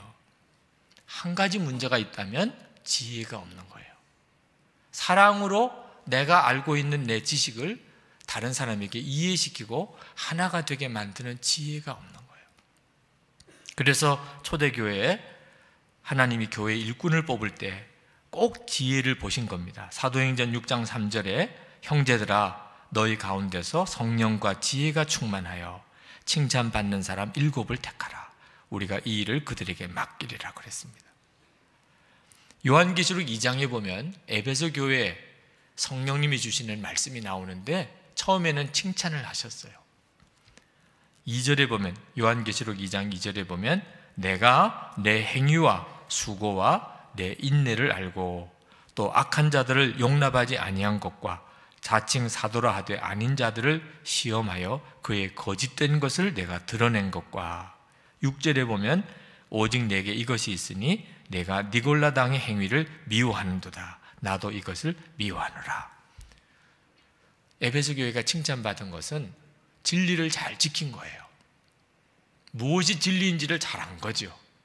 어려운 여건에서도 진리를 잘 수호한 것에 대해서는 칭찬받았어요. 그런데 갑자기 책망이 옵니다. 4절에 보면 무서운 책망을 하세요. 그러나 너를 책망할 것이 있나니 너의 처음 사랑을 버렸느니라. 그러므로 어디서 떨어졌는지를 생각하고 회개하여 처음 행위를 가지라. 만일 그리하지 아니하고 회개하지 아니하면 내가 내게 가서 내 촛대를 그 자리에서 옮기리라. 이게 얼마나 무서운 말씀이에요. 에베소 교회의 문제가 뭐지요? 아는 거는 너무 많았어요.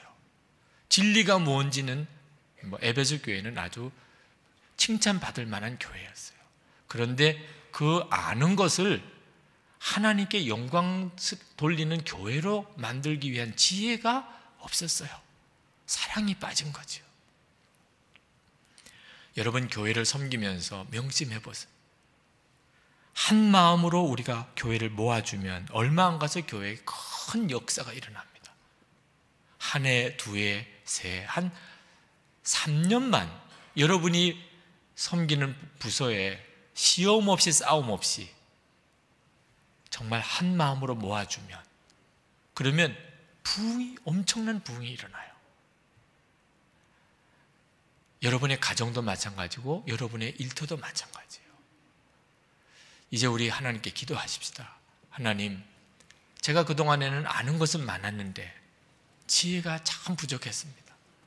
사랑이 빠져서 아는 것 때문에 싸우기만 했지, 아는 것 통해서 하나님의 역사가 나타나지 않았습니다. 하나님, 제게 가정에서, 교회 일에서, 일터에서 이제 제게 지혜를 주십시오. 우리 다 같이 통성으로 기도하겠습니다. 어느 목사님께서 신학교 다닐 때 군회를 갔다가 훈련소에서 한 주간 동안 아주 모진 훈련을 첫 주간 마치고 이제 처음 영외에 지어져 있는 빨간 지붕에 군인교회에 가서 예배를 드리던 날, 정말 주체할 수 없을 정도로 눈물을 흘리면서 감격스러운 예배를 드리셨답니다. 그런데 그 예배가 끝나고 이제 귀환을 했는데 25명이 그 소대에서 예배를 드리러 갔었는데 소대장이 연병장에서 집합을 시키더래요. 그랬더니 그 넓은 연병장에 한 서너 번을 선착순을 시키고, 그리고는 총기 검사를 갑자기 하겠다고 하더랍니다. 그래서 꼭 예배 드린 사람만 딱딱 집어내면서 총기 분량으로 연병장에 데리고 나가서 얼마나 심한 얼차례를 주는지 다들 너무너무 마음이 힘들었다는 거죠. 예배 드리고 와서 그렇게 심하게 얼차례를 받고, 그 다음 주일에 예배 드리러 가겠다는 사람 나오라고 하더랍니다. 10명이 나왔대요. 15명은 탈락하고 벌써 느낌이 있잖아요. 10명이 가서 예배를 드리고 왔는데 이번에는 관물대 검사를 하겠다고 다 앉혀놓고는 꼭 예배 드린 사람만 잡아내더래요.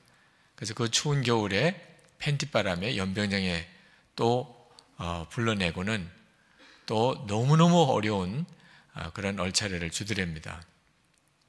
세 번째 주일에 또 예배 드리러 갈 사람 나오라고 그러더랍니다. 5명이 나왔대. 꼭 반씩 줄어들었대요.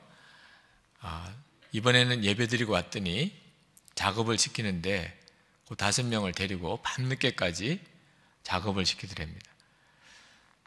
그 네 번째 주일에 또 예배 드리러 갈 사람 나오라. 2명이 나왔대요. 주위에 있는 동료들이 전부 다 정말 근심 어린 눈으로 잘 다녀와라 이런 분위기로 쳐다보는데 소대장이 그런 이야기를 하더랍니다. 이 두 사람은 이제부터 일요일에 교회 가서 저녁 예배 드리고까지 교회에 있어도 된다. 그리고 이제 일과 끝나면 언제든지 교회 가도 된다. 왜? 진짜 예수 믿는 사람이니까. 그때부터 정말 너무너무 편하게 신앙생활 참 군에서도 잘하면서 그 두 사람이 다 목사님이 되셨다는 거죠. 자, 여러분들은 예수를 믿으시고 이제 하나님의 말씀대로 살기로 작정하셨는데 그 길에 어떤 환난과 고난이 있을지라도 여러분은 당당하게 그 길을 갈 마음의 준비가 되셨습니까? 오늘 본문 말씀에 사도 바울이 예루살렘에 가서 성전에 들어갔다가 거기서 붙잡힙니다. 사도 바울이 하지도 않은 일을 했다고 이방인을 성전에 데리고 들어왔다고 하는 그런 어처구니 없는 누명을 쓰고 그리고는 죽도록 매를 맞습니다. 자, 이런 형편인 중에도 사도 바울은 조금도 마음에 두려워하거나 당황해하거나 또는 도망가려고 하거나 그렇게 하지를 않습니다. 상황은 지금 사람들이 자기를 죽이려고 하는 상황입니다. 왜냐하면 사도 바울이 뒤집어 쓴 죄목이 당시 유대교 법에 의하면 죽여도 되는 법이거든요. 28절에 헬라인을 데리고 성전에 들어가서 이 거룩한 곳을 더럽혔다. 성전 모독죄에 해당이 됩니다. 31절에 보면 그들이 그를 죽이려고 할 때 그런 분위기였어요. 자, 그런 분위기였는데 사도 바울은 오히려 전도를 하려고 합니다. 자기를 죽이려고 막 달려드는 사람들에게 어떻게 하면 내가 이런 기회 때 전도를 할 수 있을까, 이런 생각을 하고 있었어요. 그 천부장이, 로마 군대 천부장이 막 소요가 일어나고 사람을 죽이려고 하는 일이 막 벌어진다는 그런 보고를 받고 군인들을 데리고 급히 현장에 옵니다. 왔더니 누가 막 두들겨 맞고 있는 거죠. 그래서 무슨 큰 죄를 지은 사람인 줄 알고 그 사람을 급히 이제 붙잡습니다. 사도 바울이 로마 군인들에게 체포되는 거죠. 그런데 참 하나님의 섭리가 놀라운 것이 그렇게 되면서 사도 바울이 유대인들의 손에 죽는 위험에서 벗어나게 됩니다. 로마 군인에게 이제 체포되어서 감옥에 들어가게 됨으로 인해서 감옥이 하나님의 보호하시는 곳이 되었던 거죠. 자, 이런 와중에 사도 바울이 천부장에게 자기가 말을 좀 할 수 있겠느냐고 부탁을 합니다. 천부장이 이 사람이 보통 사람이 아닌 것 같은 느낌이 드니까 그래, 그럼 한번 이야기를 하라고. 그래서 붙들려서 감옥에 들어가기 직전에 자기를 죽이려고 막 몰려드는 그 유대인들에게 이제 히브리 말로 복음을 전하는 거기까지 장면이 오늘 읽은 본문입니다. 다음 주에는 이제 그 사도 바울이 전했던 그 복음의 내용을 우리가 같이 살펴보겠는데, 오늘 이 말씀을 통해서 하나님께서 저와 또 여러분 모두에게 주시는 도전은 우리가 예수님 믿고 주의 사명의 길을 갈 때에 환난도 온다는 거죠. 그런데 그 환난 앞에서 어떻게 사도 바울은 그렇게 담대했을까? 두려워하지도 도망가려고 하지도 않고 혼란해하지도 당황해하지도 않고 오히려 그 상황에 어떻게 전도할 생각을 하나 말입니다. 자기가 지금 맞아 죽을 지경인데 어떻게 그 순간에 오히려 그들에게 전도를 할 그런 생각을 할 수 있었을까? 이 이야기가 만약에 여러분의 이야기라면 참 얼마나 사도 바울이 그 심정이 궁금하지 않겠습니까? 자, 오늘 그 말씀을 여러분과 나누려고 합니다. 사도 바울은 어째서 환난 앞에서 그렇게 담대했을까요? 첫 번째는 사도 바울이 이미 마음이 준비되었기 때문입니다. 사도 바울은 성령님께서 예루살렘에 가면 이렇게 결박을 당하고 환난을 당할 것이라는 말씀을 미리 주셨어요. 사도 바울에게도 주위에 있는 사람들에게도 다 주셨습니다. 그러므로 사도 바울은 마음 준비를 하고 있었습니다. 그래서 사람들이 자기를 붙잡고 죽이려고 때리려고 할 때 사도 바울의 마음에는 이런 일이 있을 거라고 그랬지, 이런 일이 있을 거라고 그랬잖아. 그러니까 사도 바울이 그 상황에 대해서 뭐 혼란스러워하거나 또는 도망가려고 하거나 하질 않고 그 상황 속에 하나님의 인도하심과 역사하심을 더 생각할 수 있었던 거죠. 자, 성도 여러분, 우리도 똑같습니다. 마음의 준비가 되어 있으면, 그러면 예수 믿고 살아가는 동안에 환난이 오거나 어려움이 와도 우리가 사도 바울처럼 담대한 마음을 가지고 그 상황을 처리할 수 있고, 하나님은 어떤 시험 중에도 항상 피할 길을 열어두시고 살 길을 주신다고 하셨으니 하나님이 인도하시는 길을 보게 됩니다. 문제는 우리 마음의 준비가 되어 있느냐 하는 거죠.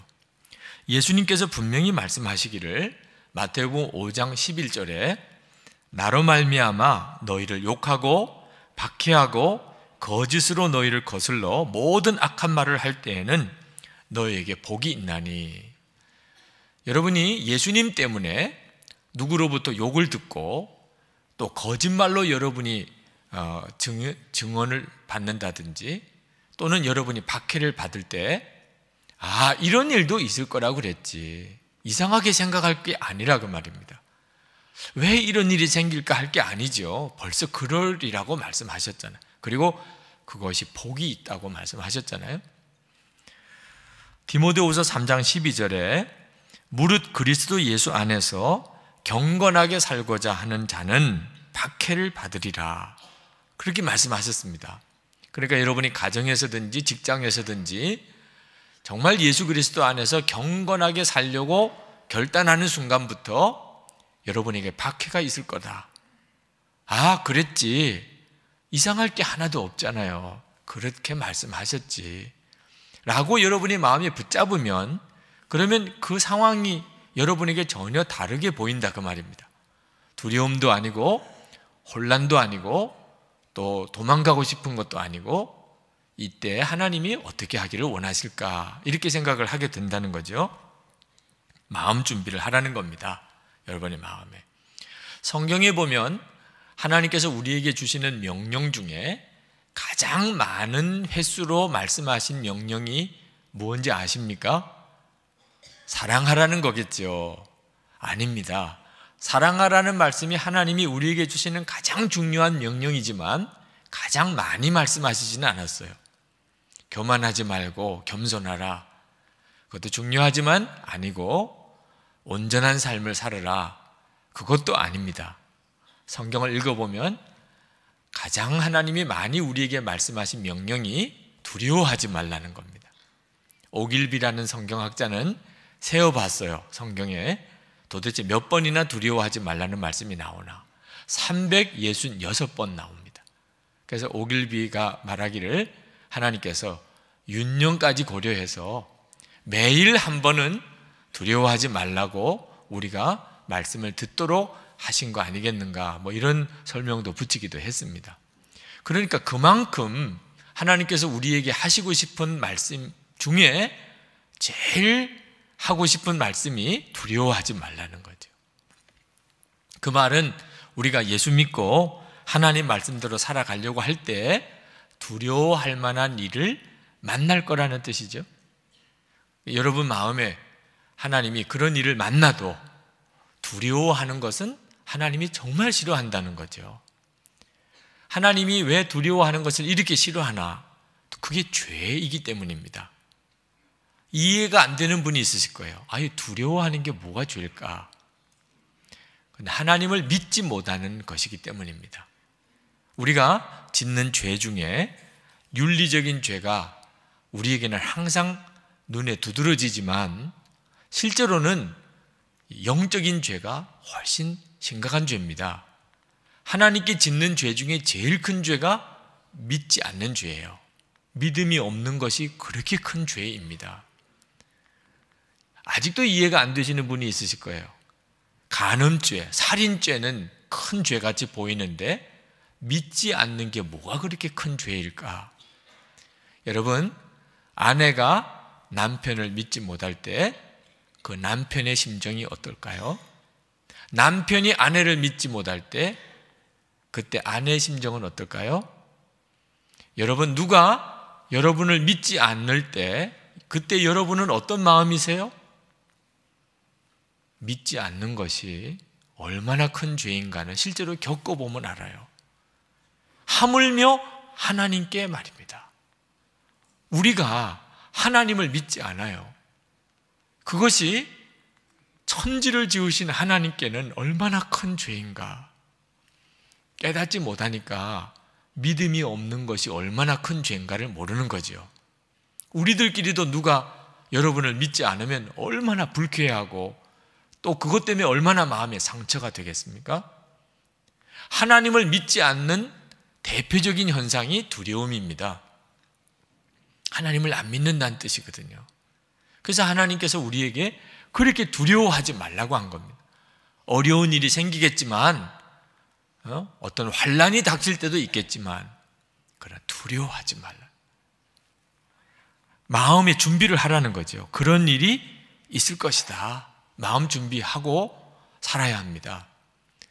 제가 부흥회 갈 때마다 하나님의 살아계심, 예수님이 우리 마음에 오신 것, 나는 죽고 예수로 사는 이 놀라운 십자가의 복음을 말씀을 전하고, 그리고 이제 영원한 하나님의 나라가 이미 예수님과 함께 우리 가운데 임했고, 그리고 이제 예수님이 재림에 오시면서 온 세상에 하나님의 나라가 완전히 임하게 될 것에 대해서 설교하고, 그리고 묻습니다.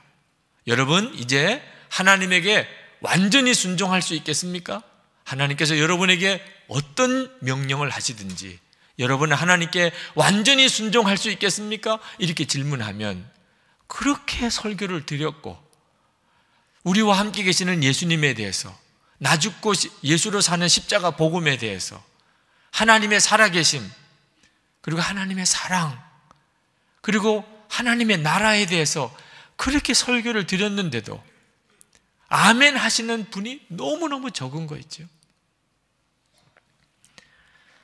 아무도 안 하겠다는 일, 하나님 저에게 맡겨주세요. 아무도 안 가겠다고 하는 곳, 하나님 제가 가겠습니다. 그렇게 할 수 있겠습니까? 라고 질문했을 때 대답하는 사람이 아무도 없었어요.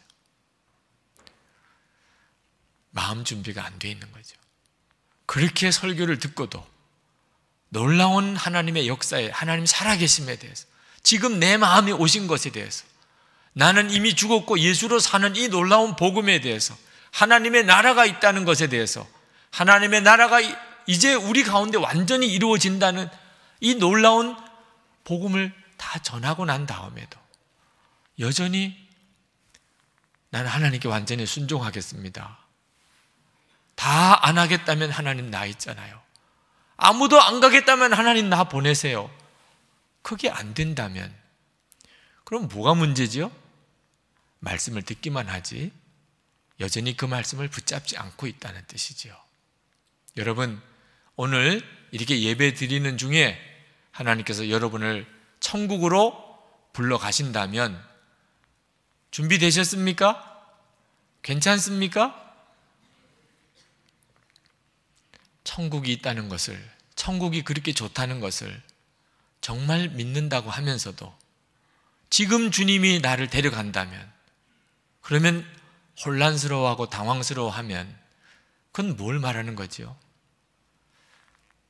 여러분, 성경 맨 마지막의 말씀이 주 예수여 어서 오시옵소서, 그렇게 성경은 끝납니다.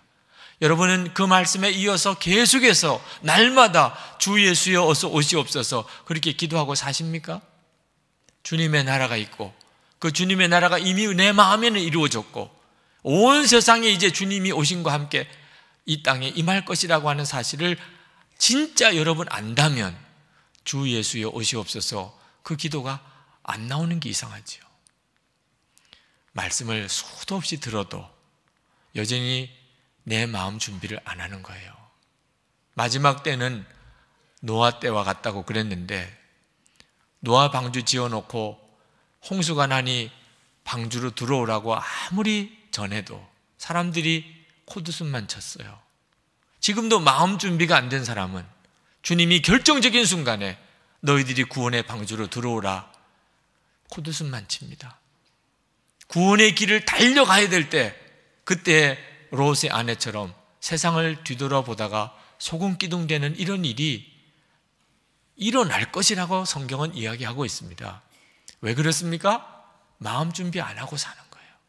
말씀을 듣기만 하지 실제로는 마음 준비를 안 하고 사는 거예요. 얼마 전에 정년 은퇴하시는 이상선이라는 초등학교 교장 선생님에 대해서 들었습니다.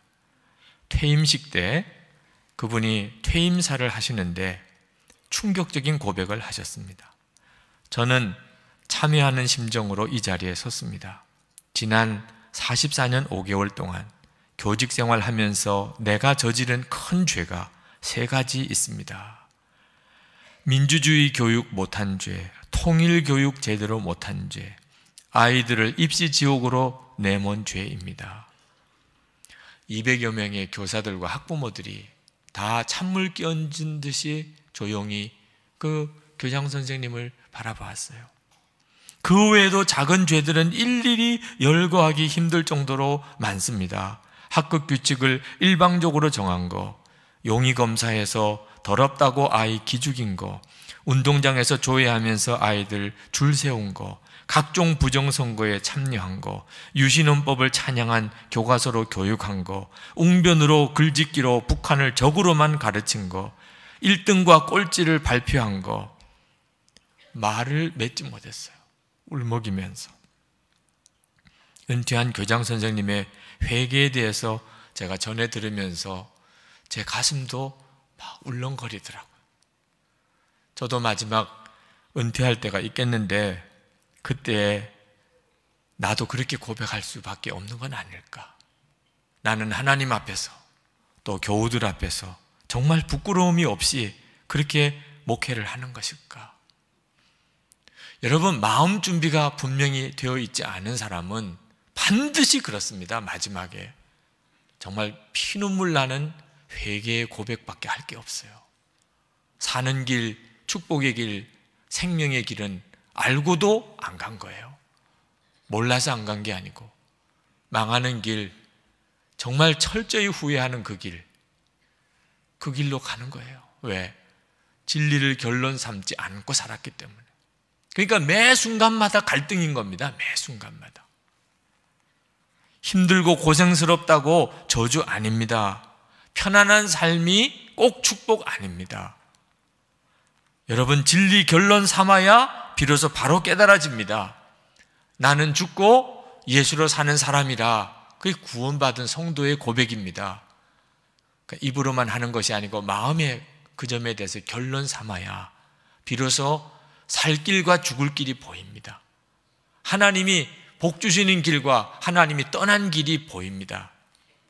좁은 문으로 들어가라. 주님 분명히 말씀하셨습니다. 눈으로 보기에 크고 좋은 길, 평탄한 길, 여기에 현혹되면 안 된단 말입니다. 사망의 음침한 골짜기로 다닐지라도 선한 목자이신 예수님이 이끄시는 길도 사망의 음침한 골짜기일 수 있다는 거죠. 여러분, 선한 목자이신 예수님을 따라 살아야 그 양이 살잖아요. 자기 눈에 보기에 사망의 음침한 골짜기라고 나는 안 가요 이러면 그 양은 죽는 거죠. 성도 여러분, 정말 진리를 결론 삼으셨습니까? 마음의 준비가 되셨습니까? 사도 바울은 마음의 준비가 되었기 때문에 결정적인 순간에 그는 환난 앞에서 도망가지 않고 더 앞으로 나아갔고, 그래서 하나님은 사도 바울을 로마에까지 인도할 수가 있었던 거죠. 그러나 사도 바울이 꼭 마음의 준비만 되었다고 그가 환난 앞에서 담대할 수 있었던 것은 아닙니다. 마음의 준비도 되었지만 그것만 가지고는 환난을 담대하게 이길 사람은 없습니다. 그 순간에, 결정적인 순간에 사도 바울이 예수님을 바라본 거예요. 예수님이 나와 함께 계심을 사도 바울이 바라본 겁니다. 사도 바울은 한평생 늘 살아계신 예수님 함께 계시는 것을 바라보고 살았던 사람입니다. 사도 바울의 고백 중에 몇 구절만 같이 한번 읽어보겠습니다. 고린도전서 15장 57절 말씀. 우리 주 예수 그리스도로 말미암아 우리에게 승리를 주시는 하나님께 감사하노니. 이게 사도 바울의 고백입니다. 주 예수 그리스도로 말미암아 하나님이 우리에게 승리를 주셨다는, 예수님이 사도 바울로 하여금 환난 앞에, 시험 앞에 이기게 하셨다는 거죠. 고린도후서 13장 5절 말씀 읽습니다. 너희는 믿음 안에 있는가? 너희 자신을 시험하고 너희 자신을 확증하라. 예수 그리스도께서 너희 안에 계신 줄을 너희가 스스로 알지 못하느냐. 사도 바울은 항상 그것을 알았어요. 예수님이 자기 안에 계신 것을 항상 알았어요. 빌립보서 1장 8절을 같이 읽습니다. 내가 예수 그리스도의 심장으로 너희 무리를 얼마나 사모하는지 하나님이 내 증인이시니라. 사도 바울은 심장이 예수님의 심장이었다는 거예요. 자기 심장이.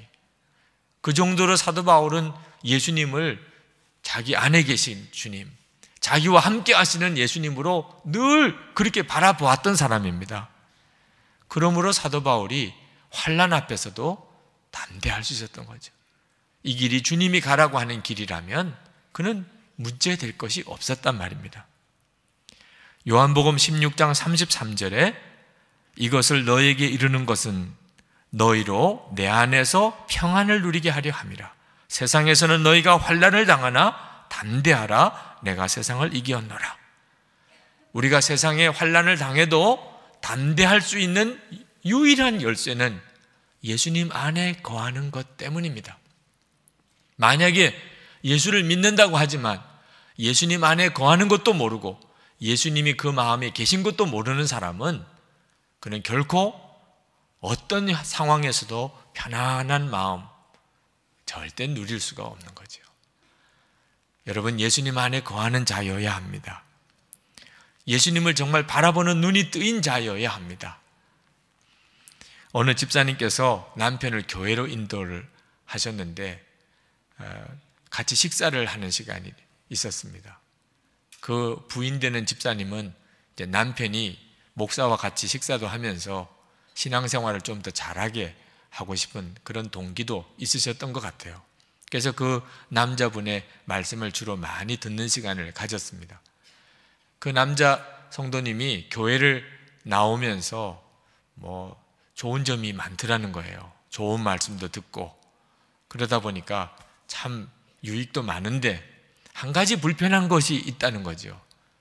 바쁜 일이 있거나 집안에 무슨 일이 있어서 주일에 빠지게 되면 어떻게 자기가 주일 빠졌는지 그렇게 전도사님, 목사님들이 아는지 모르겠다는 거예요.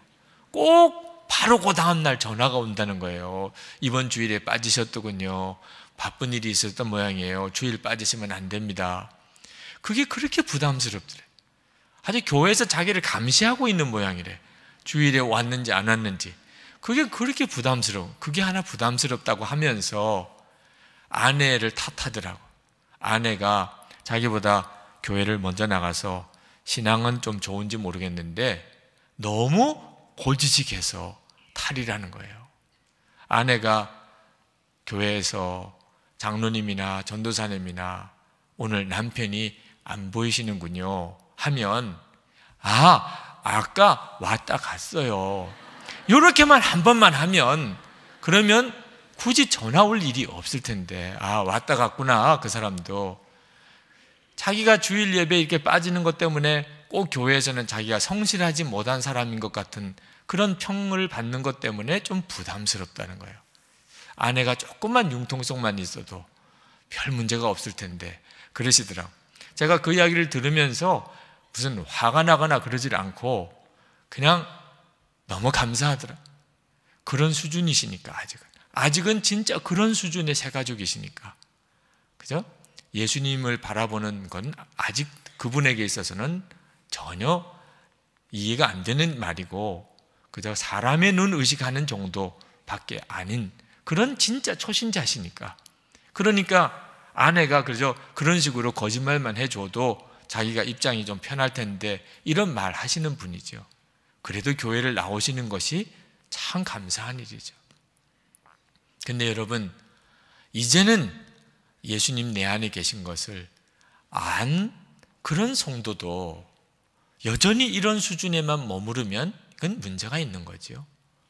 예수님이 정말 내 안에 계시다.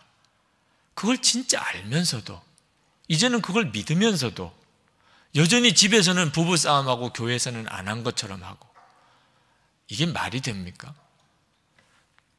은밀한 죄, 아직도 해결이 안 되는 것, 이게 말이 되나요? 사람의 눈만 피하면, 그러면 아무도 안 보는 정도의 그런 수준의 믿음밖에 아니면 어떻게 그분이 신앙생활을 제대로 하고 환난 앞에서 담대할 수 있겠나 말입니다. 예수님을 바라보는 수준이 그 정도밖에 안 되면, 베드로전서 5장 7절 말씀에 염려를 주께 맡겨버리라, 그렇게 말씀하셨는데, 염려를 주께 맡겨버리는 일이 도무지 안 된다는 분이 계십니다. 이유는 하나예요. 아직도 예수님을 그냥 머리로 들어서 아는 정도의 믿음을 가지고 있기 때문에. 예수님을 머리로 들어서 아는 믿음 가지고는 염려가 안 맡겨집니다. 그러나 예수님을 정말 바라보는 눈이 뜨이고 나면 염려를 맡기라 말라 할 것도 없어요. 그냥 맡겨지니까. 여러분, 손에 돈을 쥐고 있으면 그 돈에 해당되는 염려 일부러 맡기려고 애쓸 필요가 있습니까? 손에 돈 쥐고 있으면 그냥 염려는 맡겨져 버리는 거예요. 왜? 내가 돈을 믿으니까, 돈의 힘을 믿으니까. 예수님을 정말 바라보는 눈이 뜨이면 염려하라 말라 할 게 없다니까. 하나님이 언제나 야곱과 함께 하셨어요. 그렇지만 야곱은 그는 두려움의 문제를 해결하지 못했습니다. 그가 베델 들판에서 혼자 잠을 잘 때 그는 너무너무 두렵고 외로웠어요. 하나님께서 야곱의 눈을 열어서 그 베델 들판에 누워있는 야곱과 함께 하나님이 계신 것을 환상 중에 보여주셨습니다. 그리고 야곱은 일어나서 제단 쌓고 너무너무 놀랐어요. 하나님이 이렇게 나와 함께 계신 걸 몰랐다고. 모세가 죽은 다음에 여호수아는 너무너무 두려웠어요. 자기가 모세의 후임자로서는 너무 자격이 없는 거예요. 모세는 거인이고 자기는 어린아이 같아요. 모세를 통해서 수없는 하나님의 기적을 보았지만 막상 여호수아가 자기가 모세가 죽고 난 다음에 후임자가 되려고 하니 두렵기 짝이 없었어요. 그때 하나님께서 여호수아에게 찾아오셨습니다. 그리고 말씀하셨어요. 내가 모세와 함께 있는 것처럼 너와 함께 있을 것임이라. 내가 너를 떠나지 아니하며 버리지 아니하리니. 그 말씀을 듣는 순간에 여호수아의 가슴이 감동으로 넘쳐났어요. 두려움이 다 사라졌어요. 하나님을 만나는 것이 열쇠인 것입니다.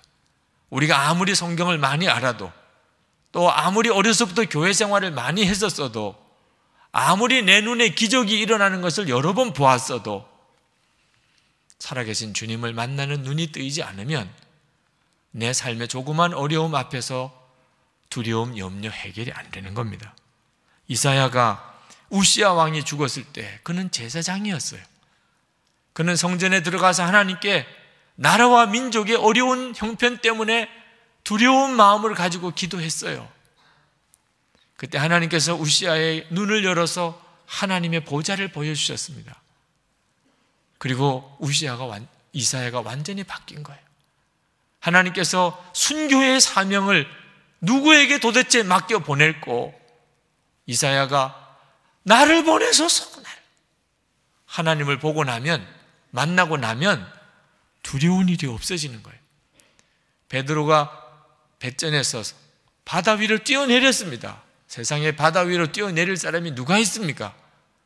바다 위를 걸어오는 예수님을 바라볼 때 베드로 마음에 바다 위를 자기도 걸을 수 있으리라는 믿음이 생겼기 때문이죠. 스데반이 잔뜩 화가 난 사람들이 돌을 던져 자기를 죽이려고 할 때 돌에 맞아 죽으면서도 그가 눈이 열려서 하나님의 보좌가 보이고 예수님이 두 팔 벌려서 일어나 자기를 맞이하는 것을 보고 그는 모든 두려움이 다 사라졌어요. 그리고 죽는 것도 두렵지 않았어요. 자기에게 돌 던지는 자를 위해 기도하고 죽었습니다. 그 사도 바울이 거기에서 충격을 받았을 거라고 다 그렇게 해석하고 있잖아요. 성도 여러분, 2010년 이제는 이전 어느 때보다도 여러분을 향한 하나님의 계획이 크고 놀랍습니다. 이건 너무나 분명한 사실입니다. 하나님은 정말 살아계시고 하나님은 역사를 주관하고 계시기 때문에 여러분 한 사람 한 사람에게 또 우리 교회에 이 민족에게 하나님이 세우신 계획은 이전에 우리가 경험하던 것과 비교가 되지 않습니다. 이것은 정말 우리가 믿음으로 얼마든지 붙들어도 됩니다. 그러나 여러분, 이전에 내 삶보다 이제부터 하나님의 계획이 크다는 이야기는 한편 우리를 두렵게도 합니다.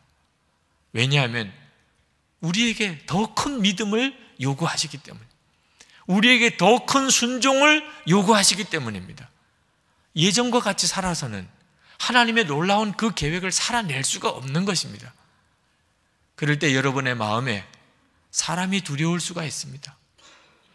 여러분에게 재정적인 문제에 대한 염려가 올 수가 있습니다. 여러분의 눈앞에 산이 가로막힌 것 같은 답답함이 올 수가 있습니다. 이제 여러분이 선택을 하셔야 돼요.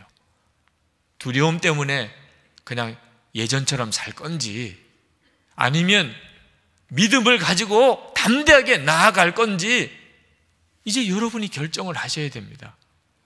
여러분이 선택하기 나름이에요. 여러분이 결정하셔야 하나님께서 역사하시는 것입니다. 네, 여러분 쉽게 결정하지 마시기 바랍니다.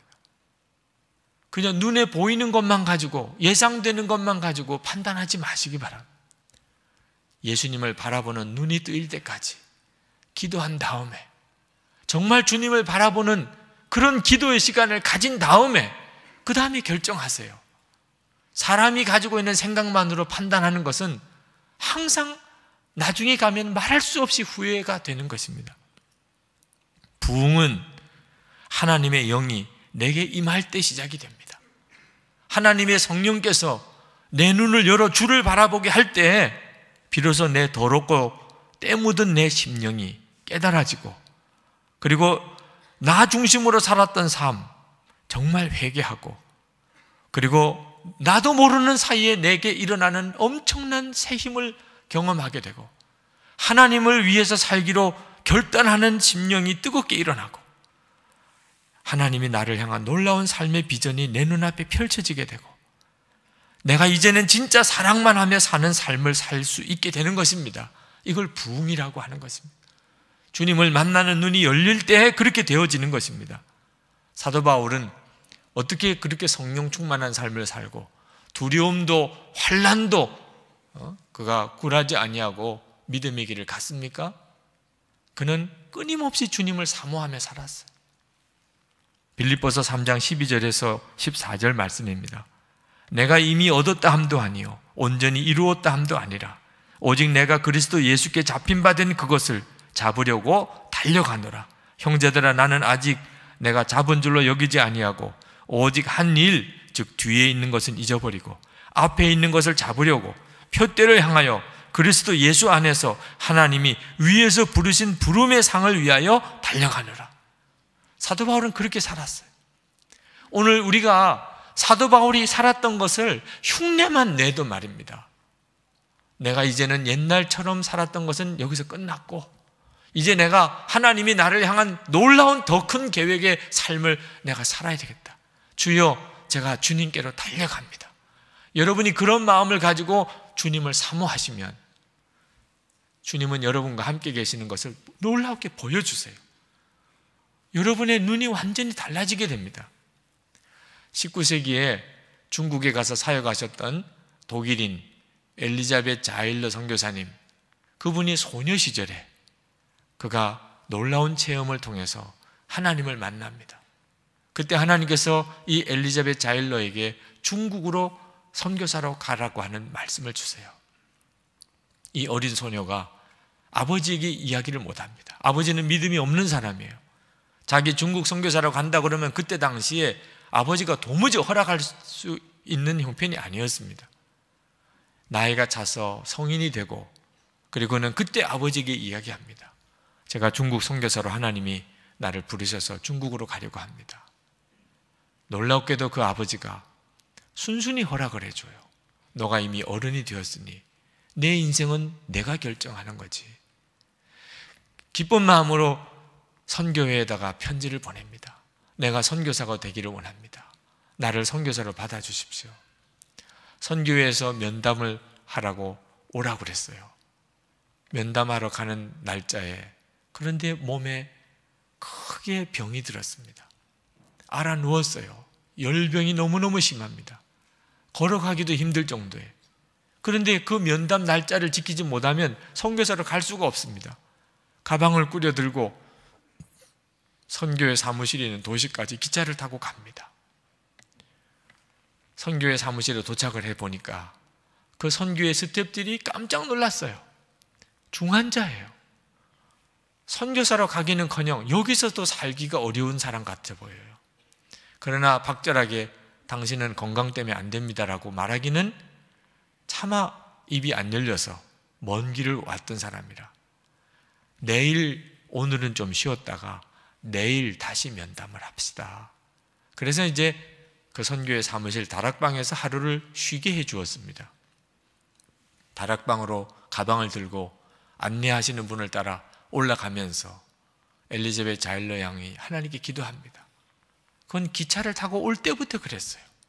하나님, 진짜 나를 당신의 종으로 부르셨다면 하나님께서 나와 함께 계신 것을 좀 알게 해주세요. 나는 지금 도무지 이해할 수가 없습니다. 나를 중국 선교사로 부르시고 이제 선교사 면접을 해야 되는데 도무지 내 상태는 선교사가 될 수가 없습니다. 하나님 정말 나를 부르신 거 맞다면 나와 함께 계시다는 거 하나만이라도 저에게 알게 해주세요. 그렇게 기도하고 다락방에 올라갔어요. 문을 열어주었습니다. 여기서 잠깐 쉬시고 내일 면담을 합시다. 다락방 안에 들어갔습니다. 침대가 있고 창문이 하나 있고 창문 위에 액자가 걸려 있었어요. 액자에 나와 함께 가자, 그렇게 쓰여져 있었어요. 그 액자를 보는 순간에 이 엘리자베트 자일러 양이 전율할 만한 하나님의 응답을 받습니다. 이보다 더 정확한 응답이 어디 있겠어요? 나와 함께 가자. 그리고 몸의 열병이 다 떠났어요. 깨끗함을 받았어요. 성도 여러분, 여러분의 마음에 정말 예수님에 대한 갈망이 있습니까? 주님, 제가 주님을 만나기 원합니다. 사도 바울처럼 저도 주님을 온전히 주목하며 그렇게 살기 원합니다. 제가 꼭 가야 되는 길, 진짜 살 길, 정말 축복의 길, 하나님이 나를 인도하시는 그 길을 갈 용기를 주십시오. 오늘 시간에 기도하십시다. 하나님, 정말 주님이 말씀하신 그 길, 그게 좁은 길이라도, 주님, 비록 그 길에 환난이 있다 하더라도, 핍박을 받는다 하더라도 그 길이 살 길이라면 그 길을 갈 용기를 주십시오. 주님, 제 눈을 열어 주를 보게 해 주옵소서. 다 같이 통성으로 기도하겠습니다.